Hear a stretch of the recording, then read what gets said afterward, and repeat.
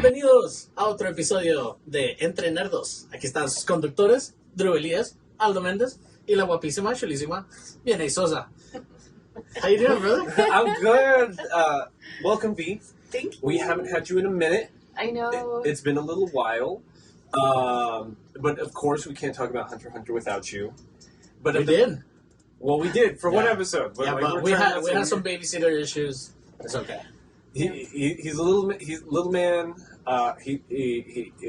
We got to help him. We got to work with the schedule. But at the beginning of this episode, I do want to go over some housekeeping notes for the month of September. If you all want to enter our September giveaway, please leave a 5-star written review on Apple Podcasts. Leave a like on Spotify. We're recently available again on Pandora.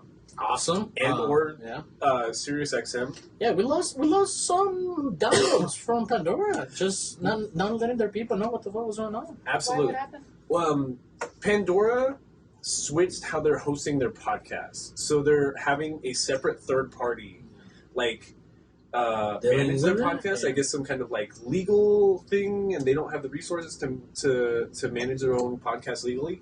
So it wasn't until last week that you were available to register with that third party site. So for 6 months already, or shorter, 4 months maybe. I think a little bit more because I think my cousin from Vegas told me that he listens to the podcast, and the last episode was 80 something or 70 something. Jesus. Okay, Yeah. so 20 weeks ago, Oh my god. Pandora just got rid of all their podcasts. Oh wow. And I think that really did matter because it used to be that we got much bigger premieres, and even between the previous audio episode premiere and this most recent one that did have Pandora on it, we had twice as many downloads in the first week on the premiere of that episode.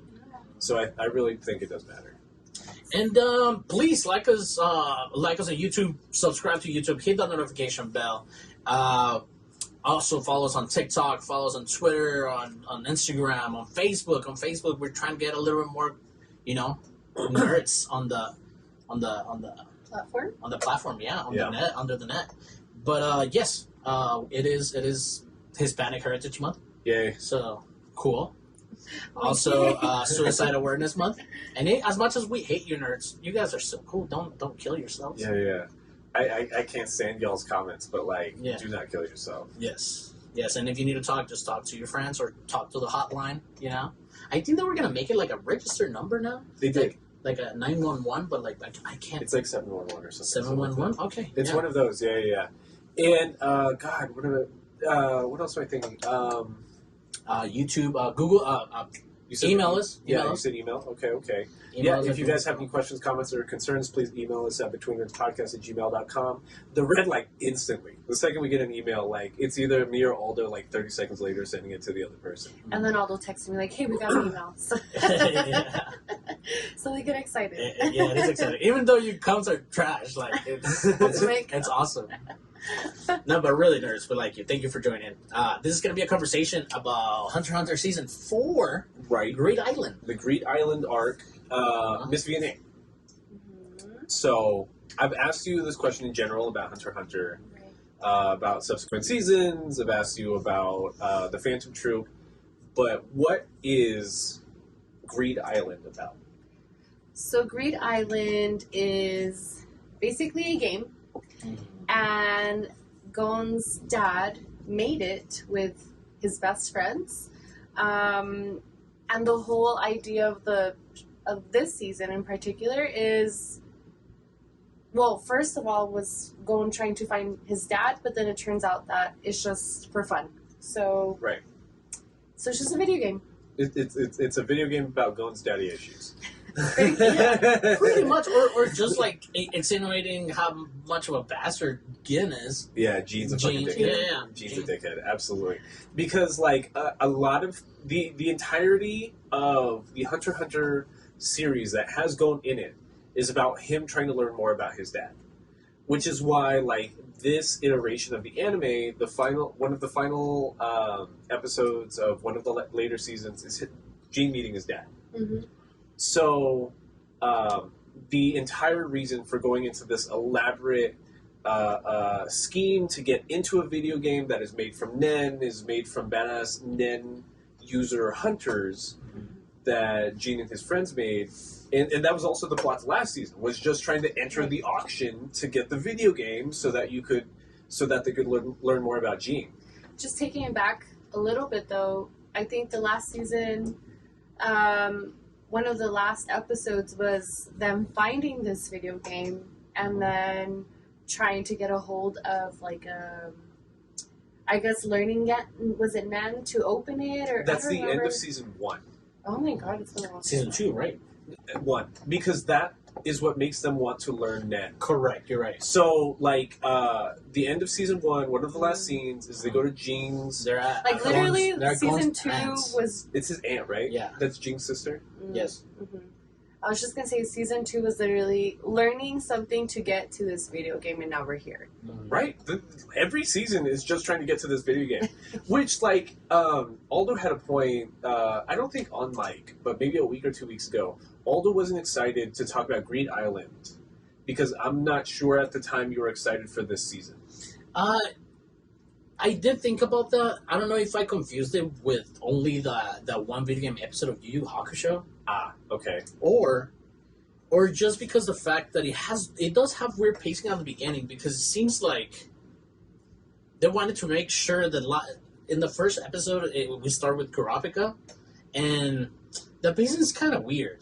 Like how they just drop you into the auction again, and it feels like you're not watching A subsequent season. a subsequent season. It just feels like you're reading a manga. Right. You know, I don't know. It felt weird to me at the beginning because it did drag on in the beginning before we get to the actual Green Island. It's more like a prologue. No, not a Right. prologue. What's the one after? An epilogue. It's like an epilogue to season 3 more than it is a prologue to season 4. Mm-hmm. Is that what you're saying? Correct? Yeah, because I don't know. I feel like it doesn't really start getting exciting until they start training with Biscuit.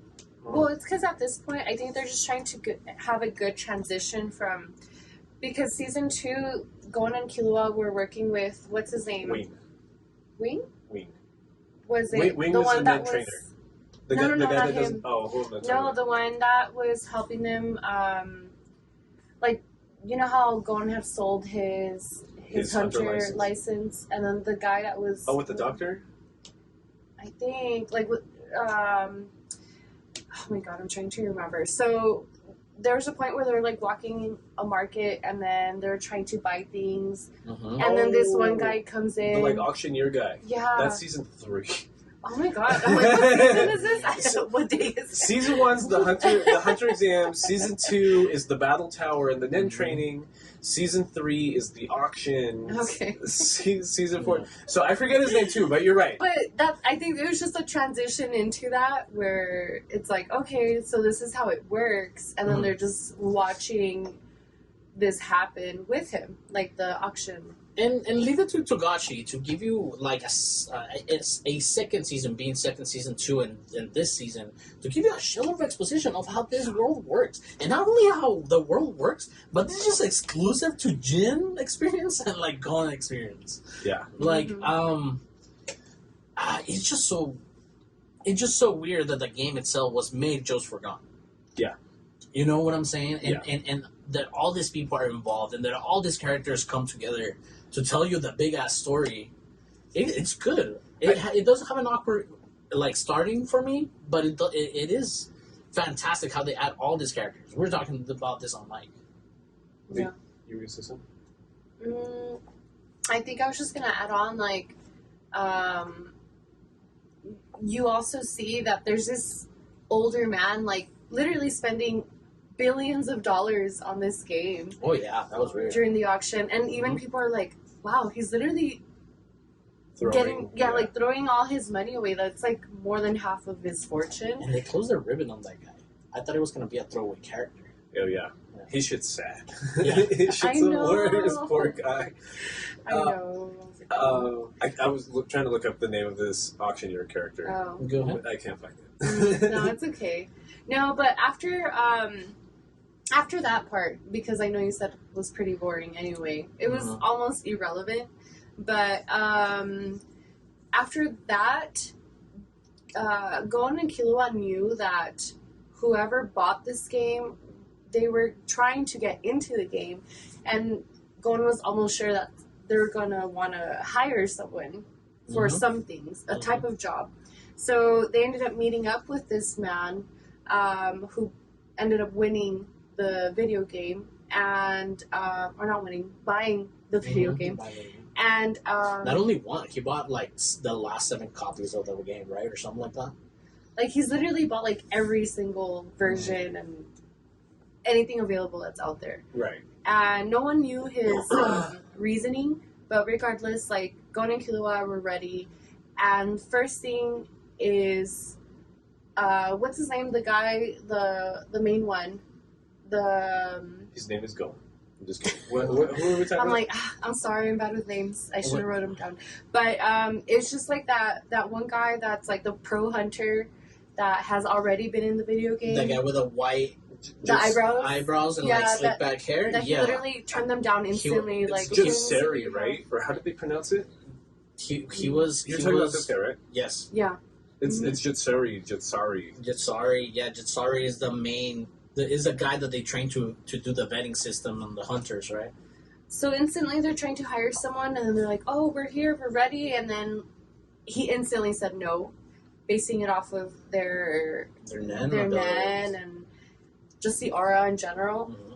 And they're like, "What?" And Gon got offended almost. Like he's like, "You don't like my aura, bro? You don't like my vibes? I've been training for What's this. What's wrong with my vibes?" Yeah, pretty much. His vibes literally got checked. And then I think that's when they got a hold of backtracking to their trainer originally that taught them Nen. Wing.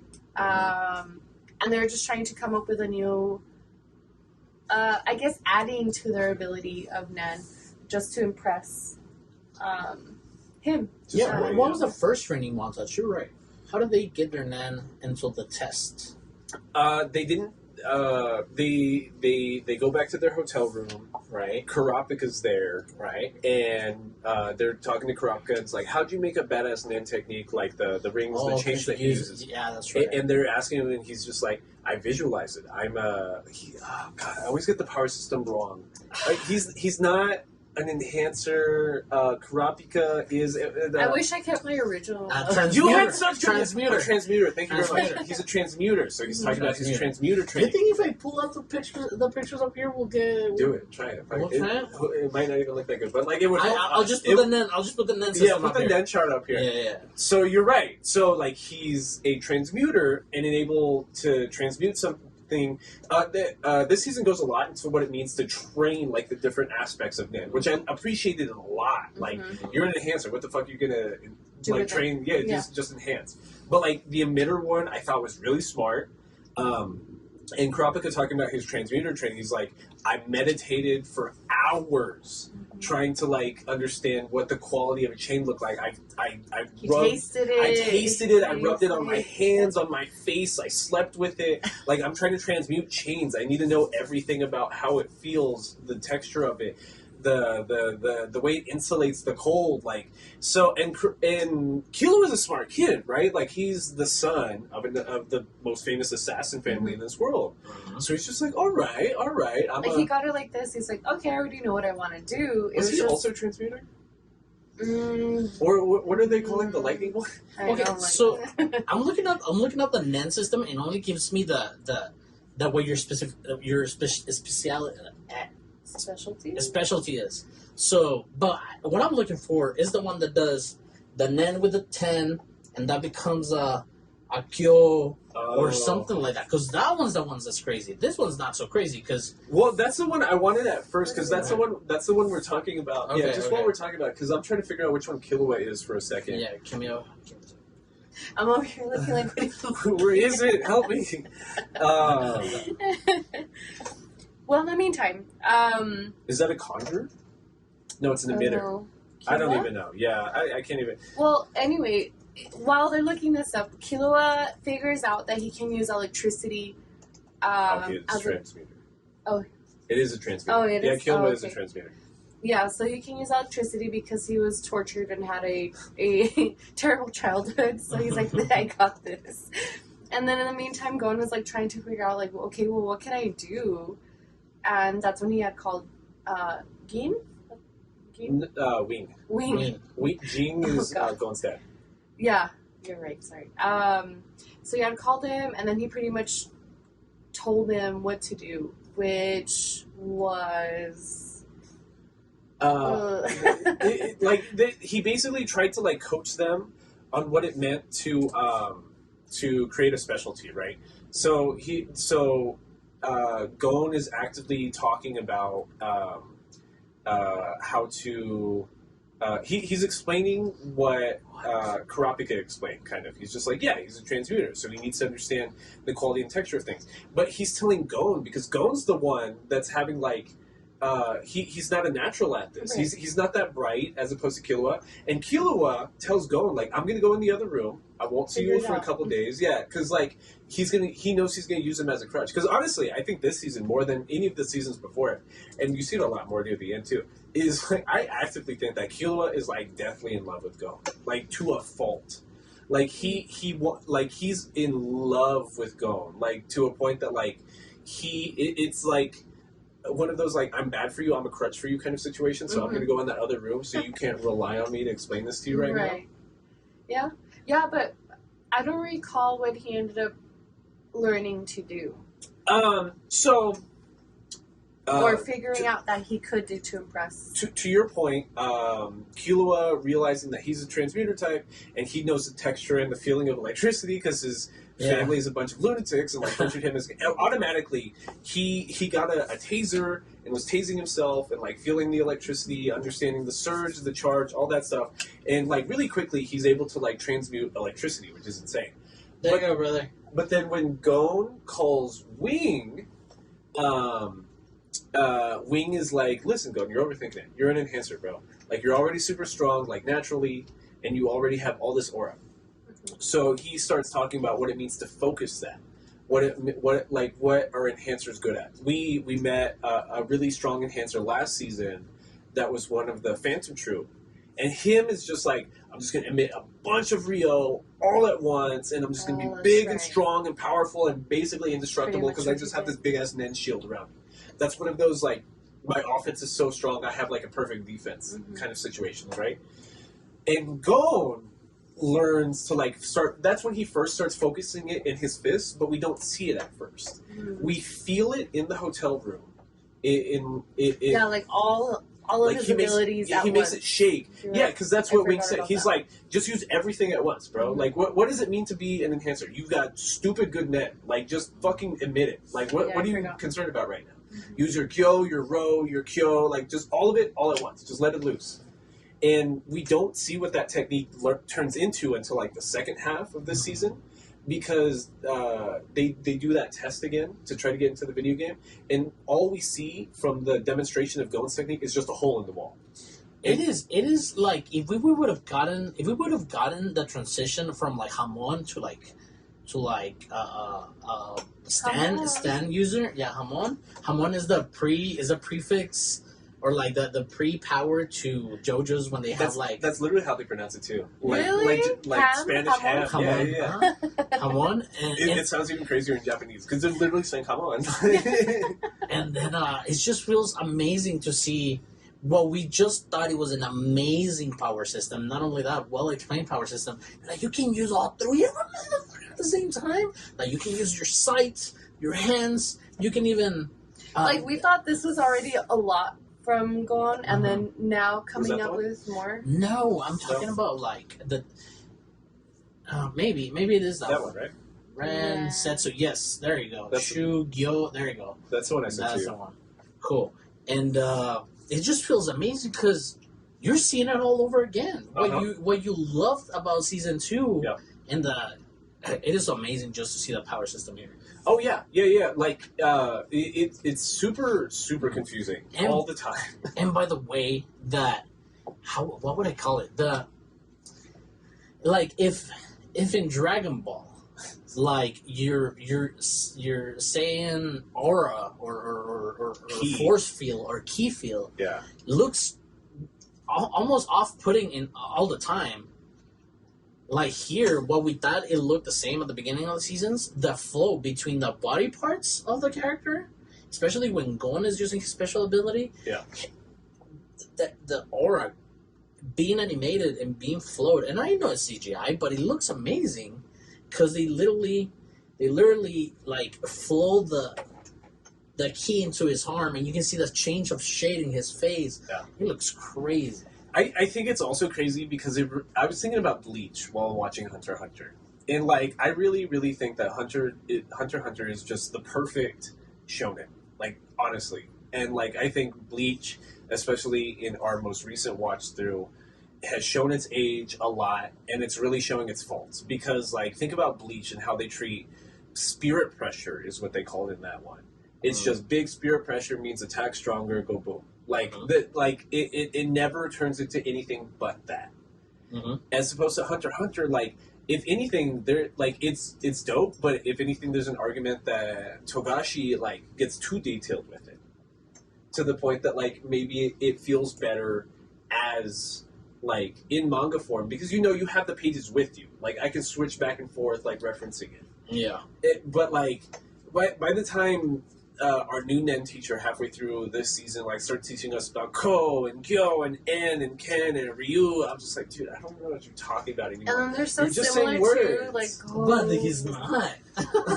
But he's not. Like you he's just not, but it's just like you hear, for instance, Ken, and you're thinking like, You oh, don't is it know the what he same means as at the 10? time. Yeah. And then it's like you hear 10, and Yeah. it's like, okay, what's the difference between this? And it's just like, I know they're not similar, but they all just still like they look almost the same. Yeah, because they even call some things that are being it is a Nen technique like bloodlust. It's also letting go of one of your techniques. Yeah. So that's why, like You're why letting go Killua- of Ian. Correct. You're letting go of Ian, and if you have bloodlust like Hisoka or like the Scissor Bandit at the one of the first guys we see, Yeah. like they showed their bloodlust, and that's why they were able to, Beanolt. Beanolt, the stylers. Yeah. Crazy stuff. We're not even talking about the plot. I like that we've been doing this in recent weeks. Like, I like. Don't get me wrong. Like, it's the easiest way to talk about an anime is to just go episode to episode, like plot beat to plot beat. But like the past 3 weeks, we've just been talking about whatever, and I think it's been going really well. To that point, I think like pretty much like you start to see it a lot more in this season, which is kind of like we've seen Hunter x Hunter. We know how it ends. We understand that Jing ends up being a piece of shit. But like in your initial watch through, you're not entirely sure because the whole plot is just getting closer to Jing, right? It's just going. Wait, you just ruined something for me. He ends up being a piece Well, of wait, shit. I thought you finished it. I'm sorry, V. Well, he's a piece of shit. Like he's just being dodged. All I this mean- said earlier, like all this said, like Jing's a piece of shit. I thought you I knew. mean, yeah, but I agree to So an it doesn't extent change. from what I know because just the little things that Gon has been experiencing, like even just entering the game, it's like, which we'll get to it, but there's a point where the dad's like, hey, this isn't somewhere you're going to find me. It's just for fun. And it's like, oh, well, what was the whole point? This whole time he's been learning all these techniques to try to find him. And it's It's like, in the longest milk run. It's kind of one of these like, God, I don't know if I've seen it in media, but it feels like an established trope, but I can't put my nose on where it is. It's like Jing is one of the top 5 hunters in the world, right? And he's convinced with his own superiority so much to the point that's like, even my son kind of doesn't deserve access to me. He's got to prove himself to like be good enough to like even for me to introduce myself to him. Is the One Piece to One Piece?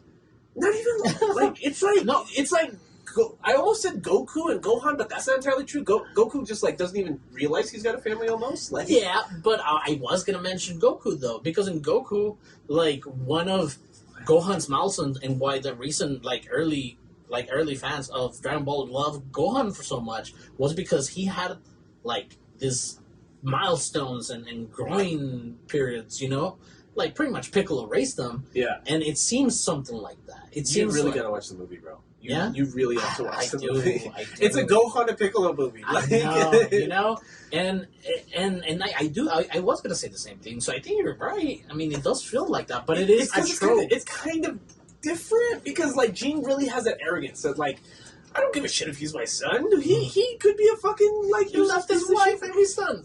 It almost like I was watching football as you guys came in. It almost reminds me of like football dads. You know what I mean? Like, what if my son grows up to be a pussy and like Some Tom Brady mouth. like you that, get what I mean? Like, what if he has to prove himself on the field for him to earn my love? Yeah, it's one of those kinds of things. Yeah. So That like, makes sense.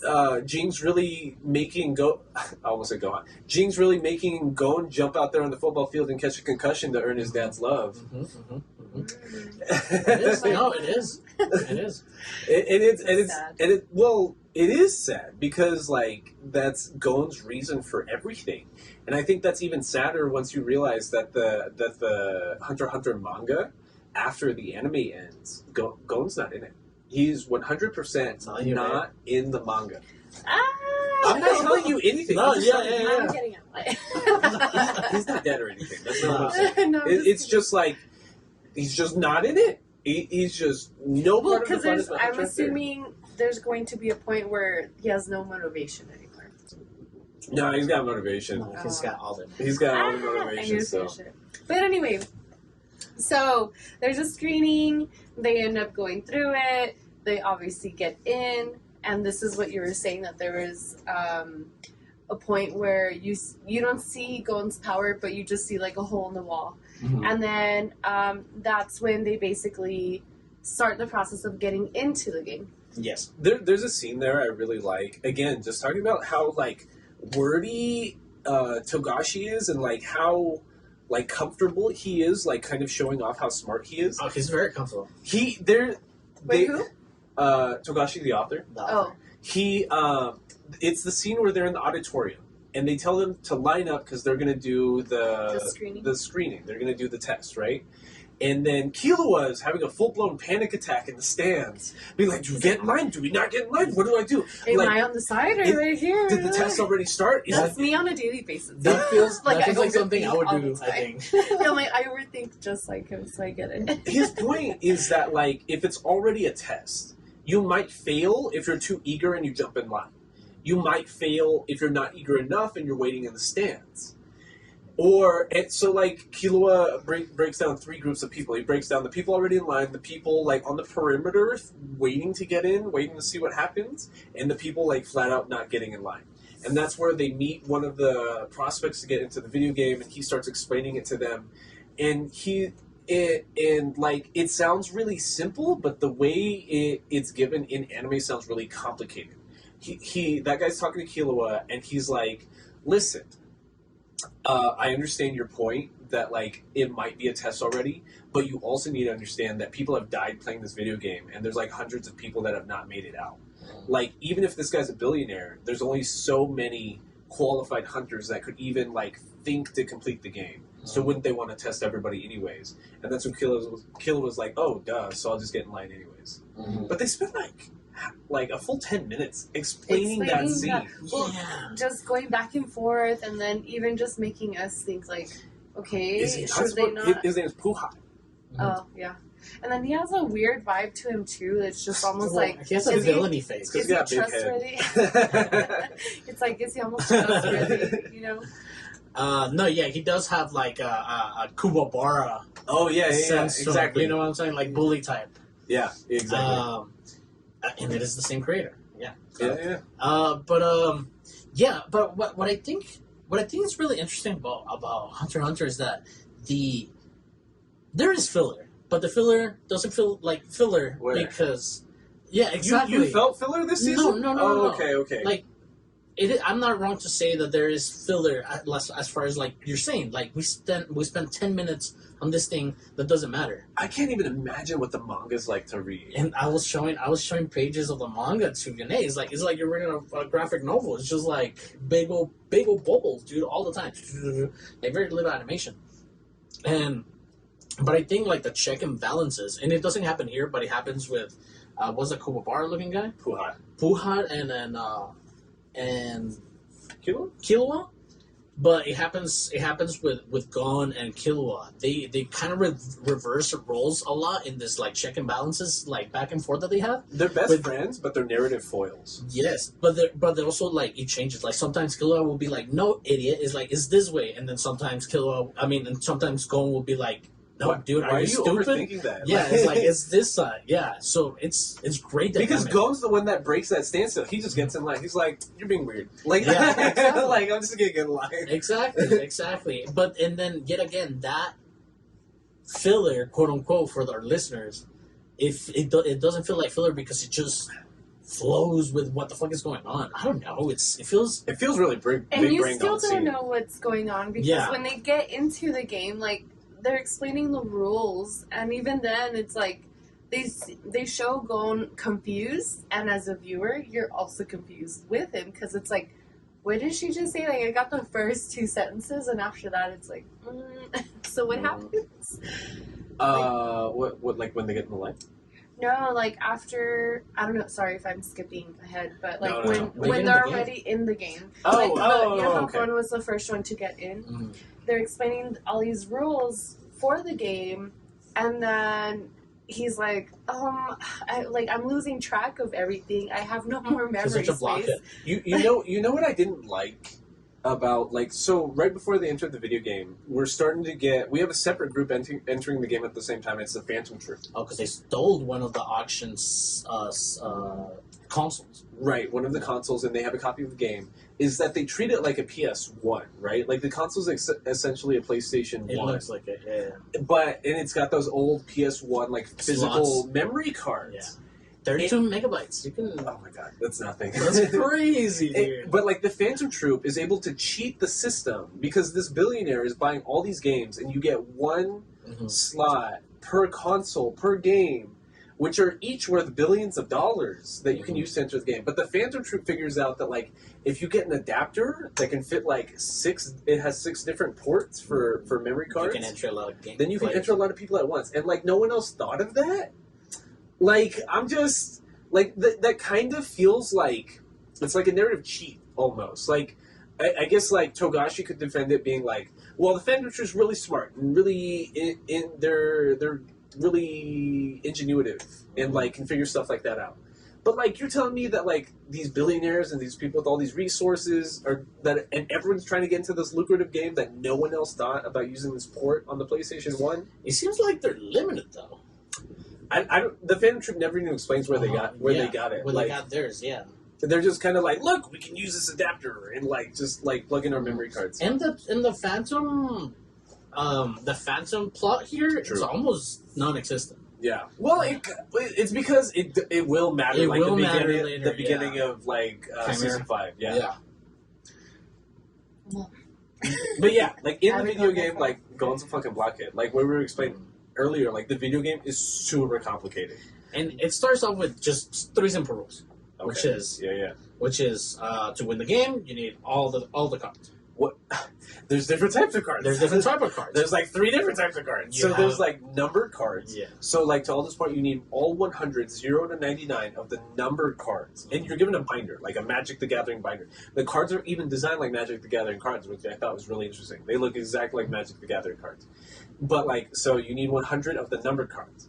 But then you have what are called free slots, like 40 or so free slots, where like you can put cards. in there. Pokédex slots. Yeah. Like the ones you can mix and match and have doubles of. But then amongst those there's some that like when they're out of the binder and you say on or what did they say? They say out. So you with the game Don't you they saw just say book? yeah. No, when they grab the card, when you manifest the card. Oh. When you enter the game, you also have a ring which works as your controller almost. Yeah. So when you say book, your binder pops out when you pick a certain card, a spell card, a monster card, a high rank card, and ability, something like that. When you pick one of those, so you do either a spell and you chant it and you place it and then you game it, or like a transportation one that they use a lot is a company. A company, yeah. Company, so they'll get the card and be like, a company 2, and then they'll use that power. So there's some there's some cards, and also they explain like if a card stays off the book for a minute or longer, like that card will turn into the object. will turn into the object of what the card is telling you, which is cool. Like the image. Because almost anything can be turned into a card. Yeah. Like a rock can be turned into a card. Like random monsters can be turned into a card. Mm. Swords can be turned into a card. But then the anime tries to explain to you like there's that dynamic where it's like a lot of these cards as an item are very, very useful. It can help you finish the game. But there's also a limited number of each card that are being produced by the game at any given time. Yeah, so there's durability rate to these cards. They're like some fucking Wind Waker. So you pick up a card and use your Breath of the rock. Wild. I mean, Breath of the Wild. When you use this rock card 3 times, your card doesn't work anymore. Right. You know, so No, you can use the card once, but like certain like the transformation in between the card right. and the object, it's limited. Like you're right. This thing's so complicated. I'm just like, I'm telling I'm getting you. a headache trying to explain. And then, anyways, those are like kind of like the basic rules of the game. But Hold on, I didn't even finish about the free. Just let me get off this one point about the free cards. So the free cards can either be items or they can be spell cards. To what Aldo was talking about earlier, and the spell cards are probably the most important part of the game. Even though you need the numbered cards to finish the game, because the spell cards actually let you like break the rules of the real world through the spells in the net of the video game. correct. So if there's like a thief card, which randomizes, like stealing a certain cards from a player, you will also have cards like a monk that protects a certain page of your binder. So It's like Thief from ReZero. yeah, so if you're trying to protect certain cards, you will put in the same page as that one specific card, and it's very dynamic. Very dynamic. God, it's so Go fucked ahead. up. Uh-huh. Because like the minute Killua enters the game, he basically gets like a spell put on him. It's Trace. So like, and you can't break it because it's essentially like a high-powered Nen curse because it's a Nen-powered video game. Mhm. So like, oh god, it's just Just entering the game, like they both sensed that they were being watched, and then like to your point, as soon as they actually started walking, he gets attacked, or they both get attacked by well, some like an random unnamed character. Yeah, and Yeah. trying to steal. Well, not even cards because they don't even have cards. Like a They're just spawn trying kill. to. Yeah, I'm like he's just trying to show off. I don't know. No, he's trying to like attack newbies so that there's less like people trying to finish the video game. Oh, okay. He's a spawn camper. What Eldo was saying. Oh, okay. Yeah, but what spell did Killua get? Trace. Trace, which was what? He got put that spell on him. Where like anyone can see where he's at, or Yeah, it I can guess see so. where he's at, and it can see like his current status, and then it gives him like a brief layout of like what cards he has, what he's doing, which is broken because like again, Aldo was talking about the thief ability earlier. Like, there's some people that can actually like do quests. There are quests in this video game, and there's Nen-powered creatures in the video game that essentially act as people and quest givers and NPCs. There's NPCs. Oh, yeah. But like, I promise I watched it. it's just so confusing that it's like so hard. I need It's them so to hard. explain. So yeah, like the Trace is like a really, really big buff for that opposing character because at any time he can figure out if Killua got like a really rare card that he doesn't have, one of the rare numbered cards, and knows his exact location and can go use Thief or like go fight him and steal the card. Oh, okay. Mm-hmm. Yeah, a lot of douchebaggery in this game. Oh yeah. Yeah, like people are just murdering motherfuckers. Yeah, because they explain that early on. That's like a really big fault with the video game is that like there are deterrents to harming other characters and there's deterrents to stealing, and like there's a deterrence for like camping certain prizings because like if it's if it's a double S ranked card, there's different like categorizations for how rare cards are, like double S to like H. Mm-hmm. That like the super rare double S cards, you can't camp those or like farm those cards because if it's card number 1, you can only get like 3 in the whole fucking game. Mm-hmm. And God, it's just so great. So like having Trace on Killua is a really big deal because it's just like if it's a quest even he's not able to complete himself, he's like, oh okay, I can just go steal it from Killua. Right, and then they end up heading out to this town to, I guess, figure out how to get rid of this spell on Killua. But as soon as they get there, they end up seeing someone die, Yep. and then that was the first introduction to the bomb. The bomber. Oh, The bomber. bomber. Oh, Yeah. the bomber. Yeah, you're right. But instantly, like, people are already trying to take advantage. And then I think that was the first introduction to that one group trying to get newcomers to basically get in a team with them to try to beat the game and beat the bombers, right? The Union Bombers. No, exactly. And honestly, the bomber reminds me a lot of the main villain from part 4 of JoJo's. Because, like, it's the exact same power pretty much. And, like, Yumi? Is it Yumi? I don't remember. Okay. It's been, like, 3-4 years since I saw part 4 of JoJo's.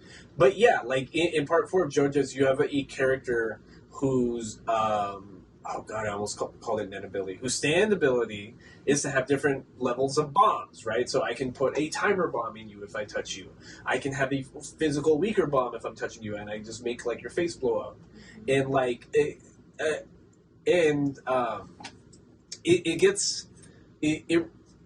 made me interested in thinking which one came first, because they're so similar and they're treated so similarly in the narrative, where it's just like it's clear early on that the main villain is going to be this bomber character, but like they don't introduce who he is, they don't introduce like the nuances of his power, and like they make it seem like this big bad mysterious B quest early on. And it's not like the main thing that they're dealing with. Okay. The main thing that they're dealing with, honestly, is coming to terms with how weak they are. I think the first half of Greed Island, is for Gon and Killua to realize how weak they are. Mm-hmm. Because I think the Hunter x Hunter universe and Togashi's writing as a whole does a really, really good job at power scaling. Like, better than something like One Piece or Dragon Ball especially, or Bleach, where it's like, power systems are just made up and bullshit. But like in Hunter x Hunter, it gives you really, really clear like. It's throughout every season too. Right, Plus some. Every time they reach a new goal, it's just like, dude, you've just reached the surface of what it means to be strong. Yeah. They get to that next goal, dude. You've just gotten to the surface of what, because like you are weak. Like it really shuts them down instantly. And I love that. It feels so like it doesn't feel cheap, right? Because like in season 1, it's like. The Hunter exam is super hard and difficult, and most people don't pass it. And then they pass it in season 1. Season 2 starts. That was just the baseline Hunter exam. There's a secret Hunter exam where you have to learn and prove Nen and make a Hatsu of your own. Yada yada yada. They do that, guys. And then you as are a just viewer too, like you're following along with what they've gained, like the new skills that they've gained, and then you're like, wow, like look at them, they're so stronger than so and so, or like any new characters that come up. But then again, like it's just like, no, actually, not really. You still haven't even been like, this is the strongest character that they've shown. It's like you're not even there like at all. So it's just getting them to that point. That's like you're right. It's really nice to see that it balances them out as far as like you are not the strongest characters at all. and as far as like world expansion and the world that they're putting us in, like you think about like all the people that were in the, because we didn't get to see any of this in the tower. You know what I'm saying? Mm-hmm. right. So it makes it seem like the tower is a lower level. Yeah, it's almost like mission. I'm sure if they were to go back, it's like nothing. It's like with Killua, like later on he ends up getting his hunter's license and In like a day. and not even a day, like in a few like 2 hours, yeah. like In like 4 comparing- hours or something like that. Yeah, because the chairman's basically, dude, it's killer. Just give him the license. Like, yeah. So like you're right. Like, and I think that explain like that dynamic still feels fluid in canon, because like that's why money's never treated as a thing to like high powered Nen users or high powered like hunters, because like they can just farm the battle tower if they need to, and like in like a day just go make 1 billion Jenny and just go fuck off. And I'm almost like comparing to Hisoka during that timeline too. It's like now that we know the ability that they can have, which he has already had this whole time, like no wonder no one was able to beat him. Oh yeah, absolutely. You know? Yeah, because Hisoka's like, oh, you guys got potential. And like Hisoka is one of my favorite kinds of powers that I was talking about either last week or Kind the of week person. before. Fuck no. Where like it seems like a super basic and stupid power when you're told it at first. Yeah. But the more you see it in action, being like, dude, that's fucking broken. What are you talking about? Like, I love that type of like shonen writing where it's just like it sounds like this. Like it's bubblegum. His power is bubblegum. His Hatsu, his unique creation of Nen is to make bubblegum. And that sounds super dumb. It's Rubber like bubblegum. it's like a rubber fruit. Like, who gives a shit about that power? That sounds fucking stupid. But the more you see it in action, you're just like, this is great. Like, this is so. Look at him go. So we see Hisoka in this season, and what we saw in the battle tower was that like his bubblegum has a consistency of both rubber and like kind of liquid cement. Kind of, he called it bubblegum, but So, like. buddy. But stickier. That's what I mean, like rubber cement kind of thing, like a liquid glue kind of like texture, where like he can capture a lot of force, but he can also make it stick to you almost permanently, like if he wants it to. And like the way that power shows itself later on, it's just like, why didn't I think of that? Like, he was just on screen. Why didn't I think of that? Anyways, I'll talk about that later. But like, God, we can't even make it past like the intro into the intro. So there's that bomber in town. Yes, and then that's when they were introduced with from that one group trying to beat everyone. They're trying to team up and just try to get everyone to win all together and split the money at the end. But then Gon and Killua, Gon did was we the one- mention that the billionaire for the video game said like there was a prize? I don't think we did. But It's like 40 there's a billion prize. Jenny or something. Yeah, there's a prize, and they're like, well, we'll split it up if this amount of people were to team up, blah, blah. But then Gon was like, no, because he still has that intention of like, no, my dad wanted me to have fun, so I'm gonna do that. I'm not gonna kill because it's just for fun. I'm not. Yeah, it's so awesome because not only does it feel like a card game, but it feels like a video game too of how he's going about it. Yeah. And then you forget that they're in a video game, and then sometimes they bring up, it's like, oh, this isn't even like a person. It's just The NPCs are just NPCs. Like, they're Nen creatures, if Westworld. anything. yeah. It's Westworld. Yeah. Exactly, it's Westworld. But then that's crazy because, like, it really is just like, it's they're Nen creatures. So Jing and his friends are so powerful that they can maintain thousands of towns, thousands of Nen beasts, essentially, all at once. And not even be there. Not even just permanently. They just have all these NPCs Running in the background. just existing in the background. And that's like super broken It's a because like simulation, bro. the first time we I didn't meet even think of that. Nen creatures and Nen beasts in like season 2, when like the bullies in the tower with the vacuum and stuff, and you're just like, okay, I guess. But at the time, they beat the shit out of Gon and Killua, and we're just like, what the fuck? Like, Nen beasts are broken. So like, for Jing to be able to just have 1,000 as like a side 10-year project. Yeah. That's broken. What are you talking about? Yeah, it's crazy. I didn't see it like that, but yeah, it's fucking Westworld. Wow. Wow. Yeah. Wow. Like it a lot. Really good. So they go in on their own quest. And but then that's sorry. when wait, Drew, that's when Biscuit was introduced. Bisque. Bisky. Yeah, she's like, ooh, I'm gonna break their friendship. Ooh, like all evil intentions. So she starts. She ends up asking if she can tag along. Please, guys. It's 'cause like, she's trying to like- be all cute. Like, I didn't think it was evil intentions at first. She's a gem freak. That's how they treat her. Like, she's like, do you ever see those TikToks of that guy that made a guest appearance in Uncut Gems? He's like a New York jeweler who's like obsessed with diamonds and like oh god, I can't remember his name. But like, she sees them as like these beautiful uncut gems that she can like refine. Mm-hmm. but in the beginning, like she was just. When she was watching them, she's like, oh, look at their friendship. It's so beautiful. I want to break that friendship. Like, she almost did have the intention. Because she I don't remember the was friendship. stalking them. She was stalking them I remember that. because right after the bombing assassination, and once they left that group that invited them, they were like, "We have to go. Let's go ask the Right, 'cause she shopkeep." was there with Yeah. them, and then that's when she just started following them. Yeah, let's go to shopkeep, and then they ask the shopkeep, hey, where can we find this city? Oh, you can go through here, through the mountain, but there's monsters over here, so watch out. And then before they left, she was stalking them, and she was like, I need to get some money, or I need to make sure they don't have any diamond cards or some shit like that. Yeah. He's like, oh, they seem like very good friends. I'm gonna break their friendship. Right, like the very I don't first remember that. thought Yeah. of her, I think, was not maybe evil intention, but it wasn't any good intention whatsoever. But then that's when they started their quest, and then she started just following them, and they were running. They're like, "Why? Is she, like, dang! Like she's still behind She's keeping us." up because obviously one of the tests. They think she's For a them. 14-year-old girl. Yeah, Right. right. She's like almost yeah. 50. Yeah, so she's, I know, she has like little pigtails. She has like this cute little poofy dress. Like she has like her long socks and like those like really like old school like little girl type of. She reminded me of the librarian from ReZero, is it?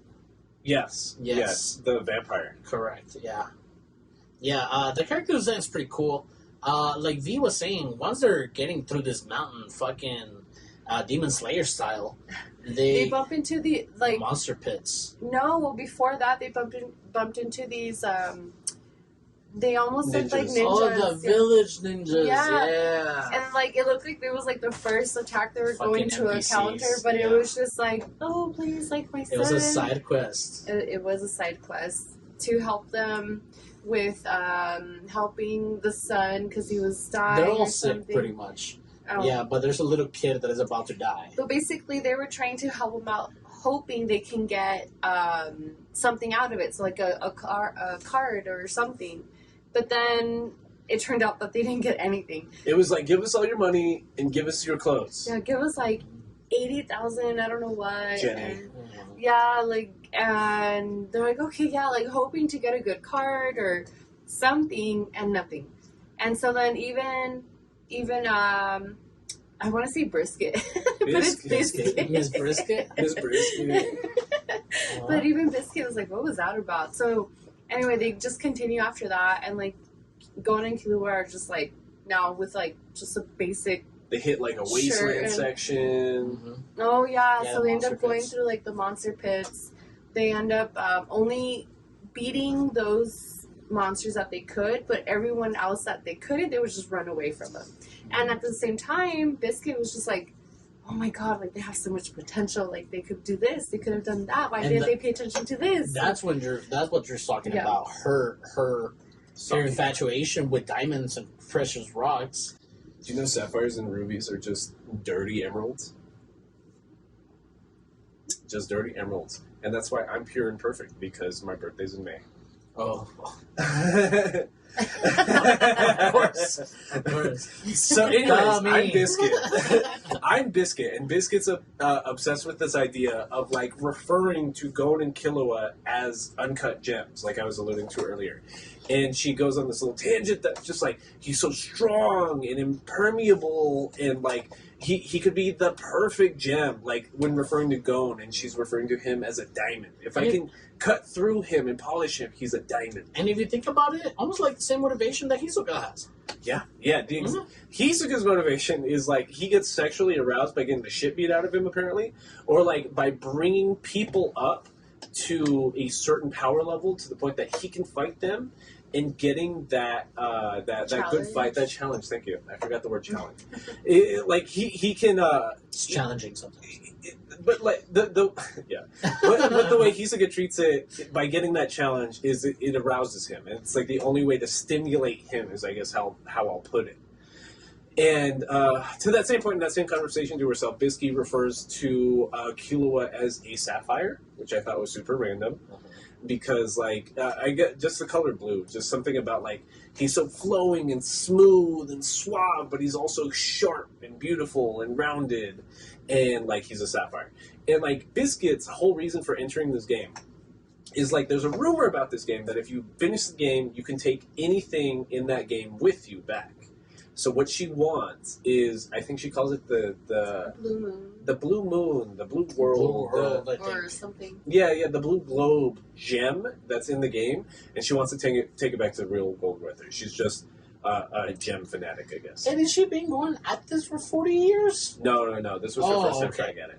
Okay. So, like, my assumption is if we got, like, a Biscuit side light novel, a Biscuit side manga, it'd just be about her collecting gems, probably. And that's, like, what she does as a hunter, right? And because she has this physique as a little girl, Gon and Killua are assuming that she is a little girl. But then a character comes up, that one character with the scissors. Something with a B, I just had it too. Beanolt. Beanolt. Beanolt. Binolt. No, I think it's Beanolt. Beanolt? It's Beanolt, okay. Well, Beanolt. Sorry if we're wrong.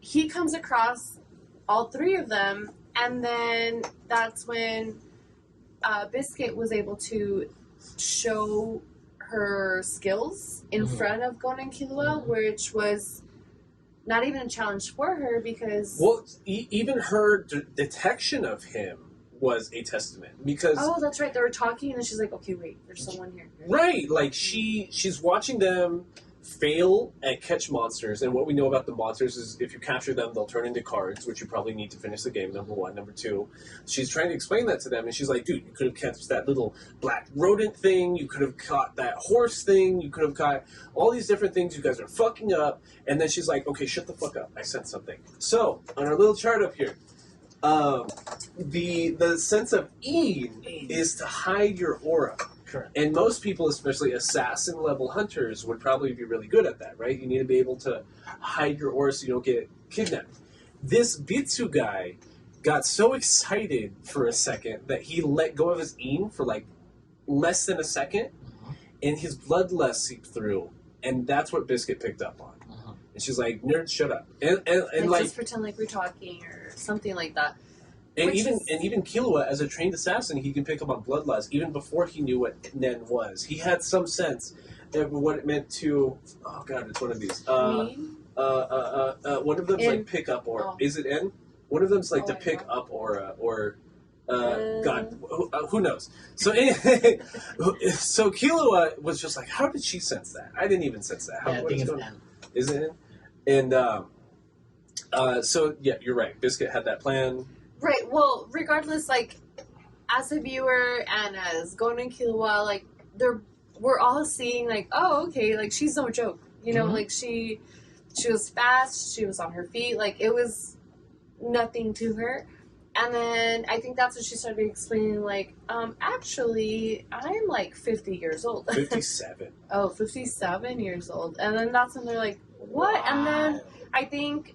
that's when Gon mentioned his dad, and she's like, oh, I know Gene, like, and then that's when Gon was like, oh, please, like, train me, right? Like, is that what happened? She kind of pushed it on them. So, like, in that conversation, she's like, oh, yeah, the chairman said Gene's probably in the top 5 Nen masters in the entire world, so, okay, that's some Jing lore. We haven't had some Jing lore in a while, besides, like, the fact that this video game exists, which we learned at the end of Season 1. Okay, interesting.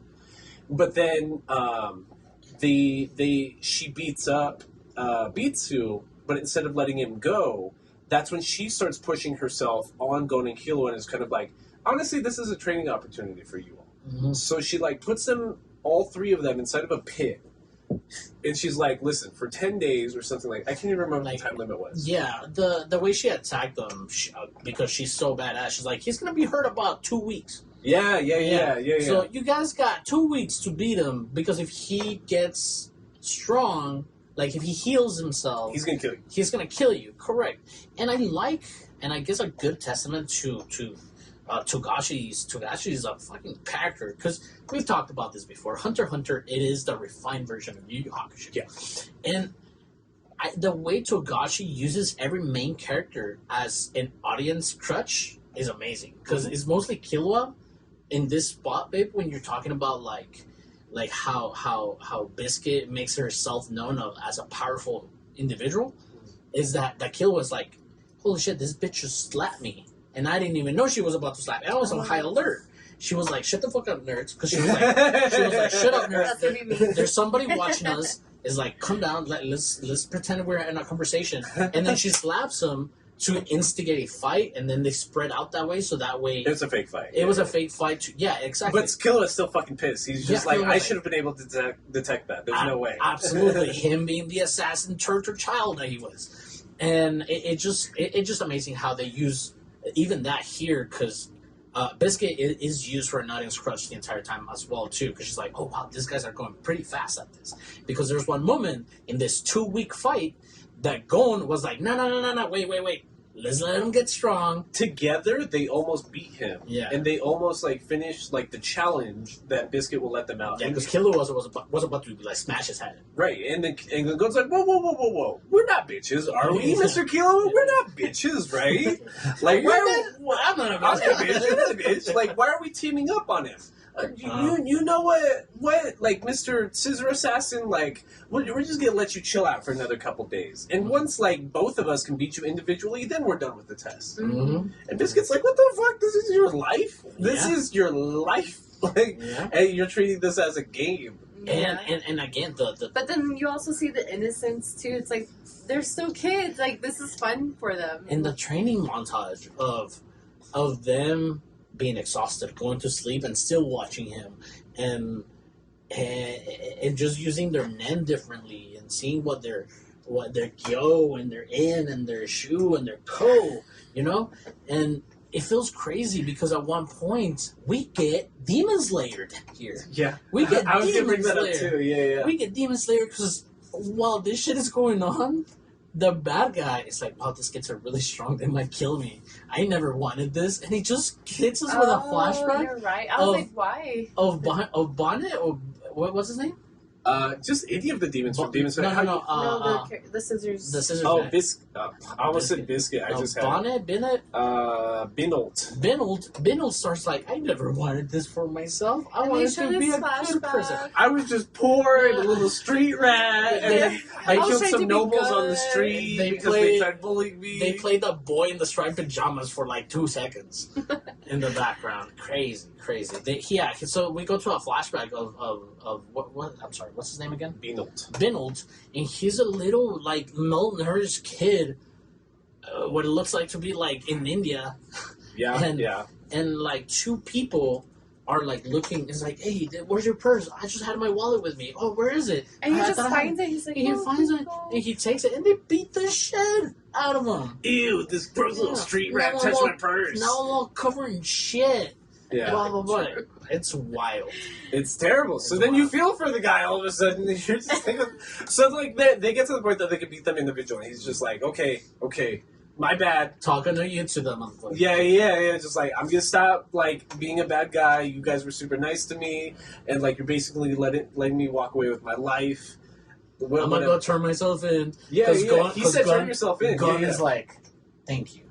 He's like, oh, just ugly That's all crying I again. Yeah. And then after that, I think that's when Biscuit also took advantage of. Oh no, Gon and Killua took advantage to beat the other monsters that they originally ran away from. And after that, they're like, okay, like we got this. Like, what else can we do? And Biscuit, at the same time, she's like, wow, like they were able to learn so fast, and she's like admiring. But at the same time, when they're beating these monsters and kidnapping them, they get the card and they're only like D or E class, Right, which is level nothing. cards. Yeah. Not nothing. It's not an H, but Yeah. it's not a. We're hunting for those double S's. You know what I Right. mean? Like, Well, I'm saying for their goal, I guess it's nothing. And they use Biscuit, great trainer, by the way. yeah. She uses all the monsters around for different techniques. They don't want to be trained by her at first, and they're like, "We've got a trainer. His name's Freaking Wing." Killua's like, oh yeah, Killua's like this old hag, like, Oh, yeah. like Oh, so you're just a hag. yeah. Gets punched. No wonder he keeps getting hit. But that's when we learn her age. Is that she's like, "I train Wing." What do you mean? Like, you guys are Wings are Oh, yeah, That's- really? That slacker, I'm like, yeah. really? I didn't get that. Yeah, it's like that slacker that never tucks in his shirt. Yeah, exactly. Oh, that nerd with the I glasses. totally missed Yeah. that. And they're like, "You know Wing?" And she's like, "Yeah, I'm like 57. What the fuck?" And then goes, oh, so you're just a hag. But anyways, like, again, a great training. The whole season's a training arc, really. Well, and then that's when they learn Ken, which is 10 and Yes. It's Ren. Defensive it's form of Ren. Ren. Geo is Ren and Geo. So if Ren is releasing your art, and Gyo is concentrating that aura on most of your body. Ken is concentrating that into a defensive form. So in each one of your body parts. No. You were talking about Rio. Allocating percents of your aura to different parts of your body. You're right. So, Ken is when you put your aura all around your body and defend yourself with it, right? And Ken is what you use to defend against Ko, which is concentrating 100% of your aura into one part of your body. You're right. There's a chart. There's a chart. It's very important. I'm not smart. I'm just looking behind you. Yeah, I'm like. So once she teaches them those basics, they go to the town that they were looking for that has all the spell cards, and then she just like goes to the shop, buys a shovel and like mining gear, and just like, okay, we're going back into the wasteland, everybody. And they're like, "What? We just made it back. We just got years." Like, no, that was just for you to get your free cards from the shopkeep or something like that. Yeah. Like, I got what I needed. We're going back to go training, and then she just like throws the supplies at them. Yeah, she's like, "Now we're going back, but we're going straight." So that means like obviously there's a whole bunch of mountains and rocks and everything. So they have to literally dig their way through, like mountaintops. Like we are mining through the mountaintops here. Mm-hmm. But then it was good training in a way because they were able to figure out another type of encasing an object in aura. Correct. Shoe. They figured out shoe on accident, but like Biscuit knew they were gonna like resolve. Like that was her plan. And this montage seems very fun because again, one of the main objectives of like a user of Nen, it's almost like you're a Green Lantern Corp. So your imagination is your limit. It's your limit. Correct. So now Killua and Gon are like, dude, why are we excavating? They have trolley cards. They have mine they're cards. both physically strong, but they're just like, oh my god, I'm gonna break my back doing this work. Sure. This is insane. Mm-hmm. And that's when like Gon, like on accident, let some of his aura into the shovel, and he's just like, Killua, this is way easier. Like, just it's like I hit a bedrock, but it's like I'm shoveling butter. Like, just put the shoe. Shoe. I know. When you first said shoe, I thought you were just like making fun of all the SHU. Shoe. Shunten said so. Ketchup, and mustard. So the shoe is what allows them to finish Bisky's challenge and going in a straight line from the part of the wilderness they were in, essentially, back to the town with the magic. And then it's hilarious because they get there, they finish it after like a few weeks or however long it took. So like time's kind of like irrelevant in this part of the anime. Like they just keep setting artificial deadlines for themselves and keep breaking them. So like that's a good point to make. So like with the 2 weeks to defeat I almost said Biscuit. To beat the scissor guy, like they do it in 10 days. But in the meantime though, they're showing that one group that we previously met where they had originally tried meeting up with the with Gon and Killua, like trying to get a team where they can all beat the game. The team that they initially got Gon and they asked Gon and Killua. Right, in the beginning. But so while they're getting this training, we go back to them in the hiding spot and trying to explain their goal of like, we want to do this in 3 months, this is what you need to do, this is what you need to do, blah, blah, blah. But then it turns out that the bomber has actually been in that team this whole time. And he pretty much just had this evil plan of like, well, haha, you have all these cards I need, so now I'm going to implant all these bombs on you guys. His name is Genthru. Genthru. Yeah, he reminds me of Trigun Avalanche. The character design of it. Oh, I get what you mean. Okay, yeah, I can see it. So he's tall, blonde hair, flat top. Okay, I see it. And spiky glasses. I see it. Okay. But to Vianney's point, like he was one of the main people trying to recruit people for this group of players that were going to finish the game, and basically, he's able to set the bomb on you if he touches you and says bomber. So once he explains his power to someone, that's when the power activates fully. So while everyone's in this cave and they're like, oh, we're almost there. We have so-and-so spell cards and defensive spells that we can use to finish the game, yada, yada, yada. that's when he's just like, okay, now that we're almost done with our mission. By the way, So it activates after he explains his power. So he explains his whole power to everybody in the room, and that's when all the bombs in everyone's chest activate. Their shoulder, their face, their stomach, it's terrifying. So it's like what looks like 100 people inside of a cave, and they all just start freaking out. And then one of the guys tries standing up to him, tries attacking him, and that's when Genthru uses his other ability, his other power, which is like Little Flower, which lets That's what I didn't get. I just kept hearing Little Flower, but I'm like, what is this again? That's just like the little explosion he does. Oh, okay. The smaller physical explosion, as opposed to, he explains the other one with the timer is like a 10 times power one. Oh. So and the only way to nullify that power is you have to touch him. You have to touch Genthru and say, "I've caught the bomber." Pretty crazy. I It's love. like playing tag. Yeah, it is. But I love the power of Nen because what we learned last season with Kurapika's power is that you can get away with a lot with Nen as long as you set limitations on yourself. Even when it comes to Hatsu and your personification of Nen and what you're creating, you have a lot of leeway. There's basically no limit on what you can create and what your Hatsu turns into, as long as you're making contracts with your own Nen, as long as you're making deals with yourself. So Genthru's power sounds super convoluted, and wouldn't it be a lot simpler if you didn't have to explain to everybody? Wouldn't it be simpler if there wasn't a way to nullify it at all? But if you're going to make a super powerful micro timed bomb on somebody, you would want this conditions to make it more powerful. Well, not even that. If his Nen isn't naturally that powerful, if Little Flower, the one where he touches somebody and they explode, but they don't exactly die right away, if that's the limit of the immediate creation of his Nen power, the immediate personification of his Nen power,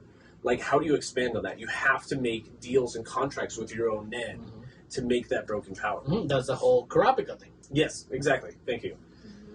And then not only that, but they also show, is it the spiders? No, spiders. The Phantom Troop. The Phantom The Troop. spiders. Spiders, Yeah. You're right. They also show them that they end up in the game. I think they end up in the game, or they're talking about the game. No, they were. That's when we were talking about the memory card expansion. Right. Thing. Oh yeah. So they ended up. They have 6 of 7 They of the realized Phantom they're Troop in there. wait, this is an actual island that we can just simply go to. So that's what they're talking about at this point too. It's well, let's just go to it. And If they try to glitch the game almost. Because it's a real world island. Yeah. That's why Gon and Killer didn't feel any different when they get transferred to the game. And that's why at a certain point the Phantom Troop members are the ones explaining this, being if it were really a game made out of Nen, then you could just transport somebody's spirit or their Nen self into the video game, and you wouldn't need to transport their physical self, which we know our physical selves have been transported right now. So what it is Gene is such a powerful Nen user, essentially, that he's made Nenkis. Nen key. Yeah, it sounds like you're making fun of some kind of Eastern, some East Asian language by saying Nen keys or something like that. Yeah. But you're right. They've made an entrapment, an isolated island, that's just full of all this Nen power.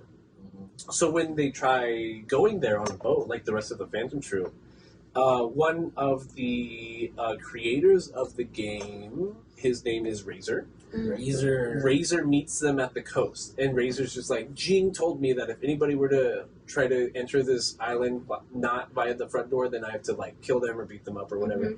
And he does.